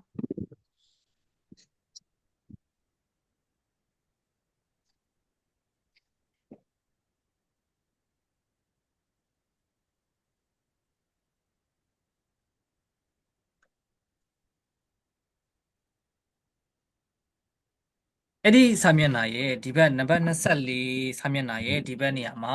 ရောကောဆိုတဲ့ pick ဆိုတဲ့နေရာလေးတွေ့လားမသိဘူးခဏလေးနော်ဒါ screen share ပေးမယ်ပေါ့screen share စရာမလိုဘူးနော်တပ်ပုံပို့ပေးထားတယ်နော်အဲ့မှာ pick ဆိုတဲ့နေရာလေးမှာတွေ့လား Ore Junshu ဆိုတာလေ ဟုတ်တွေ့ရဆရာ ဒါဒီစကလုံးလေးတွေပေါ့နော်ဒီစကလုံးလေးတွေကဒါနားလဲဖို့လိုတယ်ဆိုတဲ့အကြောင်းအရာပေါ့နော်အရင်အရေးကြီးရလို့လည်းမဟုတ်ဘူးဒါတိထားတဲ့စကလုံးလေးပေါ့နော်ခိုင်ကောလုပ်ငန်းခွင်မှာတိထားတဲ့စကလုံးလေး Ore Junshu ဆိုတာတော့ဒါကတော့ဟို Ore Junshu ဆိုရင် Junshu ဆိုတာမာမိုးလူခန့်ကြည့်တယ်တွေ့လား Junshu ဆိုတာကတော့ထိန်းဆောက်ကြတာ Ore ဆိုတာတော့ဒါဥပဒေစီမင်းစည်းကမ်းတွေကိုဘယ်လိုပြောလဲကိုကလိုက်နာတာပေါ့နော်ဒီမှာ तू ကဆေးဆုမဲရေးထားတဲ့အတိုင်းပဲ社会で定められたルールや法律を守りちょっと待っててね法律を守りပေါ့နော်業務を行うことအကိုတို့ကဒီလုပ်ငန်းခွင်မှာလုပ်လို့ရှိရင်တဲ့ကိုဒီကုမ္ပဏီမှာသတ်မှတ်ထားတဲ့စီကံချက်တွေစီမင်းစည်းကမ်းတွေအဲ့ဒါတွေကိုလိုက်နာပြီးတော့ဒီအလုပ်ကိုလုပ်တာဖြစ်ပါတယ်တဲ့compliance ပေါ့နော် hore junshu ဆိုတဲ့စကားလုံးလေးပေါ့နော် compliance ဆိုတာဘာလဲ compliance ဆိုတာကတော့အကိုတို့ကဒီမှာရေးထားတဲ့အတိုင်းပဲလုပ်ငန်းခွင်ထဲမှာသတ်မှတ်ထားတဲ့ဒူးတွေစီမင်းစည်းကမ်းတွေဥပဒေတွေကိုလိုက်နာတာပဲဖြစ်ပါတယ်ဆိုပေါ့နော်အဲ့ဒါဆက်စုမဲရအဓိက hore hoshin ပေါ့ on a hoshin ပေါ့နော် on a hoshin ဆိုတာကတော့事業を運営するにあたってこれから目指していこうとするおよそその方向性ပေါ့နော်するဘယ်လိုပြောချင်တာလဲဆိုလို့ရှိရင် on a hosting ဆိုတာတော့အဓိကတော့ဒီကုမ္ပဏီပေါ့နော်သူတို့ဒီညီမတို့လည်းသိမှာပေါ့နော်ဒီ皆さんတို့ရဲ့ဒီ施設တွေမှာသူတို့စာအုပ်တွေအများကြီးရှိတယ် on a hosting စာအုပ်တွေဒီလားဒီကုမ္ပဏီရဲ့ဘယ်လိုပြောမလဲဥတီချက်မူဝါဒပေါ့နော်ပြောချင်တာတော့ဥတီချက်တွေဒီကုမ္ပဏီကဘယ်လိုပုံစံမျိုးဥတီလဲဒီကုမ္ပဏီရဲ့ရည်ရွယ်ချက်ကဘာလဲဘာကိုမဲစားရှိတယ်ပေါ့နော်ဘာကိုဥတီပြီးသွားမှာလဲသူတို့ရဲ့ရည်ရွယ်ချက်ကဘာလဲဆိုတဲ့အရာတွေကိုသူတို့ကမတတ်မှတ်ထားလို့မရဘူးအဲ့လိုတတ်မှတ်ထားပြီးတော့သူတို့စာအုပ်တွေနဲ့လောက်ထားရတယ်ပေါ့နော်အဲ့ဒါတွေကိုအဓိက on a hosting ပေါ့နော်အဓိကကုမ္ပဏီရဲ့ဥတီချက်ကဘာလဲဆိုတာကိုရေးထားတဲ့အရာတွေကိုကြတော့ on a hosting လို့ခေါ်တယ်ဒါကြတော့事業計画ပေါ့နော်事業を運営するにあたってပေါ့နော်事業の達成目的達成するための計画やその過程を示すことပေါ့နော်ဒါကဘာလဲဆိုလို့ရှိရင်事業計画ဆိုတာကဥပမာတိုကျိုဆိုလို့ရှိရင်ဒီတိုကျိုခုနလိုဒါရှောဆေးရှိမယ်ခုနလိုယူနစ်တိုကတ်တာတွေရှိမယ်အဲ့လိုမျိုးပေါ့နော်ဘယ်လိုမျိုးကိုရိုကုမ္ပဏီကိုဘယ်လိုမျိုးခွဲခြမ်းစိတ်ဖြာမလဲခုနလိုယူနစ်ဟိုပါပေါ့နော် short to stay ရတော့ဘယ်နှစ်ယောက်ထည့်မလဲအဲ့လိုမျိုးသူတို့မှတတ်မှတ်ထားတာပေါ့နော် GKO K ခါကုဆိုတာရှိတယ်ရေ short to stay ရတော့ဘယ်နှစ်ယောက်ထိလက်ခံမယ်ဘယ်နှစ်ယောက်ထိတတ်မှတ်မယ်ဆိုတာသူတို့ကကုမ္ပဏီနဲ့လိုက်ပြီးတော့ကွဲပြားတာဆိုတော့လေသူတို့ကုမ္ပဏီမှာတေချာတတ်မှတ်ထားတာရှိတယ်အဲ့လိုမျိုးຢာတွေကအဲ့ဒါကိုကြတော့ GKO K ခါကုလို့ခေါ်တယ် ဒီမှာ supervision ပေါ့နော် supervision ဆိုတဲ့အတိုင်းပဲအင်္ဂလိပ်စာစကားလုံးကိုသူကသုံးထားမှာနော် supervision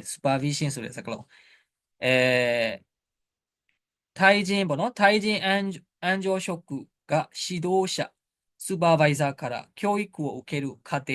指導者スーパーバイザーが新人職員サポートが必要な介護福祉職員スーパーバイザーがいて育成するスーパービシンဆိုတဲ့အဓိပ္ပာယ်ကတော့ဘယ်လိုပြောရမလဲ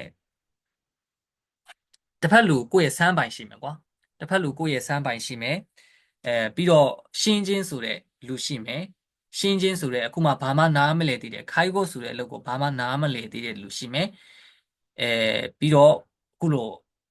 ရိုးရိုးဒီခိုင်းဖို့ကူရှိတမရှိမယ်ပေါ့နော်အဲ့လိုမျိုးရှိတဲ့အခါမှာနှစ်ယောက်ပေါင်းပြီးတော့ဒီနောက်ကဒီဘာမှမသိသေးတဲ့ရှင်းချင်းဆန်ကိုပေါ့နော်ရှင်းချင်းဒီလူတစ်ကိုပေါ့နော်ဘယ်လိုမျိုး training နဲ့ဘယ်လိုမျိုးသွားမယ်ပေါ့ဘယ်လိုမျိုးသူ့ကိုတိုးတက်လာအောင်လုပ်မလဲဆိုပြီးတော့အမြင်အနေနဲ့ပေါ့နော်ဒီလို supervision အမြင်အနေနဲ့ဒီလိုဆုံးဖြတ်ပြီးတော့ဒီလှုပ်ဆောင်တဲ့အရာကို supervision လို့ခေါ်တယ်အဆင်ပြေလားမသိဘူး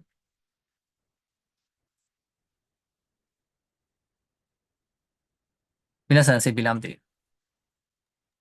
ဟုတ်ကဲ့ပြီးပါတယ်တော့ရှောင်းနေချိဖြစ်ပြီးတော့အိမ်ငိုက်နေကြပြီလားဒီလိုပဲစာကလေအခုကနည်းနည်းလေးတော်သေးတယ်ရှာကိုက်အခုသွားနေတဲ့အခန်းကနည်းနည်းလေးစကားပြောတွေများတယ်စိတ်ဝင်စားမှုတိတ်မပါဘူးဘာလို့ဆိုတော့အကိုပြောသလိုပဲပထမပိုင်းမှာကိုကအဓိကခတ်တဲ့အပိုင်းတွေပေါ့နော်နားလေရခတ်တဲ့အပိုင်းတွေကိုအရင်သွားပြီးတော့မှနောက်ပိုင်းမှာတဖြည်းဖြည်းနဲ့ဘယ်လိုပြောမလဲစိတ်ဝင်စားမှုကောင်းတဲ့အပိုင်းတွေအမှတ်ယူရကောင်းတဲ့လွယ်တဲ့အပိုင်းတွေကိုသွားကျင်တာဖြစ်တဲ့အတွက်ကြောင့်အစာပိုင်းမှာနည်းနည်းလေးပြင်းစရာကောင်းရင်ကောင်းတာဖြစ်နေလိမ့်မယ်နော်ဒါပေမဲ့လည်း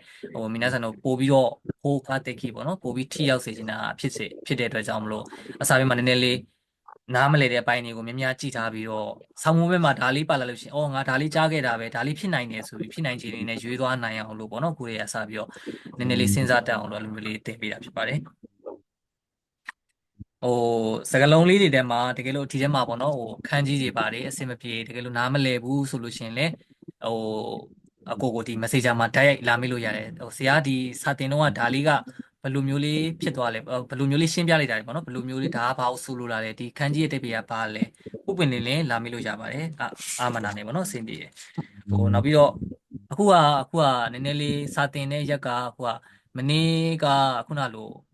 မိနာဆန်ဘုတ်လှုပ်ပြီးတော့နော်ဘုတ်လှုပ်ပြီးတော့အကိုကဒီအဆင်ပြေတဲ့ရက်ကိုတင်တဲ့ပုံစံမျိုးပေါ့နော်အခုနကလို့8နာရီကနေအခု10နာရီထိလှုပ်လိုက်တယ်ပေါ့နော်10နာရီထိလှုပ်လိုက်တယ်အချိန်ကိုလည်းပြောင်းလိုက်တယ်ပေါ့နော်အဲ့ဒါကပို့ပြီးတော့အဆင်ပြေလာညီမနာဆန်တို့တက်ဒီ10နာရီထိဆိုတာလေ17နာရီဆိုရိုင်းနောက်ကျဖြစ်သွားတာတော့လေဆိုတော့လေဟုတ်အခုတည်းအဆင်ပြေဆရာ ဟုတ်တယ်အဆင်ပြေနော်ဟုတ်တယ်ဒီထက်ပိုနောက်ကျတော့လို့ရှိရင်မျိုးလုံးတွေကပွင့်မှာမဟုတ်တော့ဘူးတဲ့အဲ့လိုပဲဖြစ်မယ်အဲ့ဆိုတော့နည်းနည်းလေးစောတာစောမယ်ဒါပေမဲ့အိုဆိုဘန်တို့ပါတော့ပေါ့နော်အိုဆိုဘန်ဆိုလို့ရှိရင်ပုံမှန်ဆိုလို့ရှိရင်9နာရီ10နာရီခွဲတွေပါတယ်အဲ့လိုမျိုးတွေပေါ့နော်ဖြစ်တဲ့အခါကျတော့အဲ့လိုလူတွေကကျတော့မမှီဘူးပေါ့နော်မမှီတဲ့အခါကျတော့လို့ရှိရင်တော့အဆင်မပြေဘူးပေါ့ဒါပေမဲ့ခုလိုဗီဒီယိုဖိုင်လေးကြည့်ပြီးတော့ပြန်ပြီးတော့နားထောင်စေခြင်းနဲ့ပေါ့နော်ပြန်ပြီးတော့အဓိကပြောစေခြင်းနဲ့အချက်လေးကအရင်များတယ်မဟုတ်ပေမဲ့တစ်ချက်နှစ်ချက်လောက်ကိုပဲတေချာလေးအာယုံစိုက်ပြီးတော့နားထောင်ပြီးတော့ကိုယ်နှုတ်လေးနဲ့ကိုတေချာလေးမှတ်ထားတာပို့ပြီးတော့အဆင်ပြေတယ်ပေါ့နော်နောက်ပြီးတော့အခုတခုတွေးထားတာကအခုဒီအတန်းတစ်ခုပြီးသွားတယ်ပေါ့နော်ဒီတစ်ပတ်2ရက်ပေါ့နော်ဒီနေ့နဲ့မနက်ဖြန်တစ်ပိုင်းလာမယ်ပေါ့နော်မနက်ဖြန်တင်မဲ့ဟာတက်ပေါ့တင်ပြီးသွားလို့ရှိရင်အဲ့ဒီနောက်တစ်ပတ်မလာခင်စကြာအတော်အတွင်းမှာဒီတစ်ပတ်တင်ခဲ့တဲ့အတန်းတွေကခိုတိုးပါတွေပေါ့နော်ခိုတိုးပါတွေဒီအထားပါတော့ခန်းကြီးတွေပေါ့နော်ခန်းကြီးတွေကိုခိုတိုးပါတွေပဲတန်းစီပြီးတော့မြန်မာလိုတက်ဒီခိုတိုးပါတွေပဲတက်ထုတ်ပေးမယ်နောက်တစ်ခုက revision အနေနဲ့ပြန်ဖြစ်ရအောင်နောက်တစ်ပတ်အတန်းမစခင်မှာပေါ့နော်နောက်တစ်ပတ်အတန်းမစခင်မှာ revision အနေနဲ့ပြန်ဖြစ်အောင်ဒီနေ့တင်သွားခဲ့တဲ့ဒီတစ်ပတ်ထဲမှာ2ရက်တင်သွားခဲ့တဲ့အကြောင်းအရာတွေကနေပြီးတော့မာဒူဘတ်စုမေကွန်းလေးတွေပေါ့နော်မာဒူဘတ်စုမေကွန်းလေးတွေကိုဥပမာ10ပုတ်ဖြစ်ဖြစ်15ပုတ်ဖြစ်အပုတ်20ဖြစ်ဖြစ်ပေါ့နော်အဲ့လိုမေကွန်းကတက်အဲ့ဒါထုတ်ပေးထားမယ်ထုတ်ပြီးတော့နောက်တစ်ပတ်အတန်းမတိုင်ခင်မှာမိနာဆန်တို့ကအဲ့ဒါကိုအကိုစီကိုပို့ပေးရမယ်ပေါ့နော်အဲ့ဒါလေးကိုမာရူဘတ်စုလေးကိုပို့ပေးရမယ်ပေါ့အဆင်ပြေလားမသိဘူးအဲ့ဒါလေဟုတ်ကဲ့ โอเคအခုဆိုအဲ့ဆိုလို့ရှိရင်အတန်းလဲခဏနေဟိုဟာဖြစ်တော့မှာဆိုတော့မိနဆန်တို့အခုဒီထဲမှာနားမလဲတာရှိတာအခုပြီးလို့ရပါတယ်ပြီးတော့ဗာသိချင်တာရှိသေးလဲမေးလို့ရတယ်နော်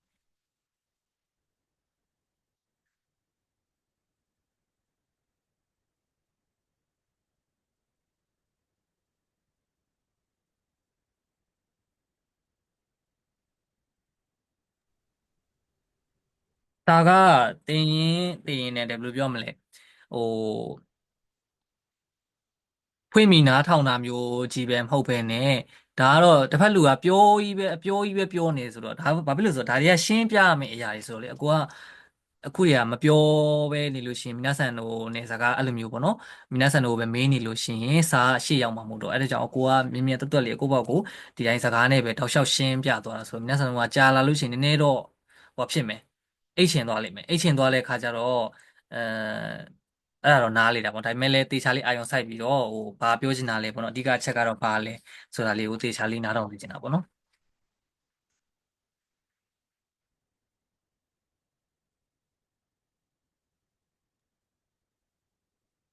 နှက်ဖြန်လဲနှက်ခမ်းလောက်သွားဖို့စီစဉ်ထားတယ်ပေါ့နော်နှက်ဖြန်အတွက်လဲနှက်ခမ်းလောက်ထပ်သွားမယ်နှက်ဖြန်ကြရင်ဒီနေ့သင်ခဲ့တဲ့အချက်လေးတွေကိုလည်းနှက်ဖြန်ကြလို့ရှိရင်နည်းနည်းလေးဟိုပြန်ပြီးတော့ဟိုကနည်းနည်းလေးကြည့်ထားပါတော့နှက်ဖြန်ကြရင်နည်းနည်းတစ်ချက်ပြန်ပြီးတော့အခုပြန်မေးရလေးလုပ်မှာဆိုတော့လေ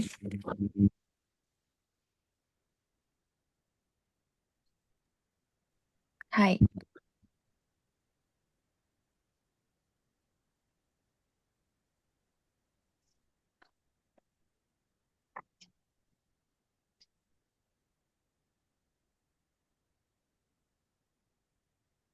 အဲ့ဒါနဲ့ခိုင်ကောဖူရှိရှိအခုကိုဘာသာကိုဒီဖြေမဲ့သူတွေပေါ့နော်ကိုဘာသာကိုဖြေမဲ့သူတွေဟိုဒီဆူမီရှာခန်ရှူတွေပါတယ်အဆင်ပြေပြီဆိုလို့ရှိရင်ခိုင်ကောဖောင်တွေပါတယ်ပေါ့နော်ရှောက်ရမယ်ရက်တွေပါတယ်ကြော်သွားအောင်မယ်ပေါ့နော်အဲ့ဒါလည်းသတိပေးနေတာပေါ့အဲ့ဒါဒီလည်းတေချာလေးပြင်ဆင်ထားစီခြင်းနဲ့ဟိုလုပ်ပေးမဲ့လူရှိလို့ရှိရင်တော့အဆင်ပြေတာပေါ့နော်အလုပ်တွေကတချို့ကအလုပ်တွေကလုပ်ပေးရလေတချို့ကအလုပ်တွေကရှောက်ပေးတာလို့ပါလို့ရှိရဆိုတော့ပိုပြီးအဆင်ပြေတကယ်လို့ကိုယ့်ဘာသာကိုလုပ်ရမယ်နားမလည်ဘူးဆိုလို့ရှိရင်လည်းရှောက်ရမယ်အချိန်ကြီးကဲလို့ကြော်သွားမှာတွေပါဖြစ်မှာဆိုလို့လေပုံပွင့်လင်းလင်းတကယ်လို့မရှိဘူးဆိုလို့ရှိရင်လည်းအခုလာပြောလို့ရတယ်နော်တေချာလေးဟိုရှောက်ပေးမယ်ပေါ့နော်နားလေးတလား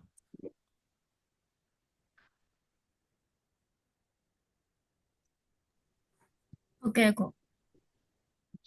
အဲ့ဒါဆိုလို့ရှိရင်ခဏနေအတန်းဟိုဆင်းတော့မယ်နော်ဟိုအတန်းစာအုပ်ဒါနဲ့ text တူစာအုပ်ကအခုညီငယ်တယောက်လဲဟိုမနေ့ကဝင်လာညီငယ်တယောက်လဲသူလည်းမရသေးဘူးလို့ပြောမရသေးတော့အမေဇွန်ကနေတော့ပတ်စံပြန်တော့အမေတို့ခါဒီတွေဘာတွေကလည်းပတ်စံနေဘာတွေပြန်အန်းနေဆိုတော့စာအုပ်ကဝယ်လို့အဆင်မပြေဘူးထင်တယ်အဆင်မပြေဘူးဆိုတော့ရှာကြည့်ဦးမယ်ပေါ့နော်ရှိတာတော့ရှိမှာပေါ့ဒါပေမဲ့တစ်ပတ်လောက်နှစ်ပတ်လောက်စောင့်အောင်မယ်လို့လည်းတချို့ကကြားဆိုတော့မီနာဆန်တော့တကယ်လို့အခုတောတွင်းမှာအဆင်မပြေဘူးအတွက်လည်းနားလဲတယ်ပေါ့နော်ဒါပေမဲ့အခုလိုမျိုးလေးပဲနည်းဒီဖုန်းလေးနဲ့တေချာလေးရိုက်ပြီးတော့ပို့ပြီးမှဆိုတော့ဒါလေးကိုပဲတီးခံပြီးတော့ကြည့်ပြီးတော့ပဲတေချာလေးလောက်သွားမယ်ပေါ့နော်အလုပ်တစ်ဖက်နဲ့စာလုပ်ရတာဆိုတော့လေလွယ်တော့မလွယ်ဘူးเนาะကျောင်းသမားဆိုလို့ရှိရင်လည်းကျောင်းတစ်ဖက်နဲ့ကျောင်းကတင်တဲ့စာတစ်မျိုးအကိုကစကားပြောတာနားထောင်ရတာတစ်မျိုးဆိုလို့ရှိရင်နားတွေဦးပြီးတော့ဟိုဖြစ်နေလိမ့်မယ်အဲဒါကြောင့်အကိုနဲ့ဒီကျောင်းသမားကြီးဆိုလို့ရှိရင်လည်းကျောင်းကဆရာမကြီးတင်တာထားပါတော့ကွဲလွဲမှုတွေတချို့ဆိုရင်ရှိမှာပဲဒါပေမဲ့ကွဲလွဲမှုတွေရှိပေမဲ့လည်းအဲ့ခါကျလို့ရှိရင်ပုံပွင့်လင်းလင်းပြောပါတော့ကျောင်းကဆရာမတော့ဒီလိုပြောတယ်အကိုကဒီလိုပြောတယ်ဘယ်ဟာအမှန်လဲဆိုလို့ရှိရင်လည်းပုံပွင့်လင်းလင်းလာပြောလို့ရတယ်နောက်ပြီးတော့ဟိုစာလောက်ရတယ်ဆိုတာလေကျောင်းကပိုးပင်ပန်းတယ်ဘာလို့ဆိုတော့ကျောင်းစာတွေလည်းမနှဲလိုက်ရတာလေကျောင်းစာတစ်မျိုးကျောင်းစာအရင်များအဲ့ဆိုတော့ဟိုဟာဖြည်းချင်းအကိုပြောတဲ့ဟာလေးကိုပဲဒီအဓိကအချက်လေးတွေပဲပေါ့နော်အဓိကတပတ်အချက်လေးတွေပဲအကိုတို့ကတပတ်မှာ2 ရက်ပဲအချိန်ရှိရလေတပတ်မှာ2 ရက်တစ်ရက်မှာ2 နာရီလောက်ပဲအချိန်ရှိရဆိုတော့အဓိကထိထိရောက်ရောက်ကိုကလှုပ်စေချင်တာပေါ့နော်အဓိကအချက်ကလေးတွေပဲတင်သွားစေချင်တာခိုင်ကောစာတွေကအရမ်းများတဲ့ခါကျတော့တင်ဆုံးမှာမဟုတ်ခိုင်ကောစာအရမ်းများတယ်တင်တဲ့လူပေါ်မူတည်ပြီးတော့စာတွေကအရမ်းများတယ်အဲဆိုအရန်ကြီးချဲ့ကားပြီးပြောနေလို့ရှိရင်အချိန်ကုန်တာလည်းတချို့ကရှိတယ်စာမေးပွဲအတွက်အဓိကရည်ရွယ်ပြီးတင်တဲ့အရာတွေလည်းရှိလို့ရှိတာပေါ့နော်အဲဆိုအဓိကအချက်လေးတွေပဲကိုတော့တင်ချင်တယ်အဓိကဒီအတန်းရဲ့ရည်ရွယ်ချက်ကတော့ပေါ့နော်အဓိကဟိုမေးတဲ့ဟာပဲတင်ချင်တယ်ပေါ့နော်ဒါကတော့ခိုင်ကောနဲ့ပတ်သက်တဲ့အတွေ့အကြုံခိုင်ကောနဲ့ပတ်သက်တဲ့သတိထားတဲ့အချက်လေးတွေကတော့ဒါကတော့ဟိုကြုံရင်လို့တော့ပြောသွားမှာပေါ့နော်ခုနလိုမျိုးအဲ့လိုမျိုးလေးပဲပို့ပလေးပဲတော့ကြတာပေါ့ OK、皆さん、今日はこれで終わりたいなと思います。အဆင်ပြေလားအကုန်လုံး ဟုတ်ပြီဆရာ 皆さんကြိုးစားကြပါ fighting အလုပ်လဲကြိုးစားကြပါစားလဲကြိုးစားကြပါ OK လား はい はい。お疲れ様です。お疲れ様 お疲れ様じゃあそれしてမနှက်ပြန်ပြင်မယ်နော် OK 皆さんお疲れ様はい。様でした。ありがとうございました。はーいお疲れ様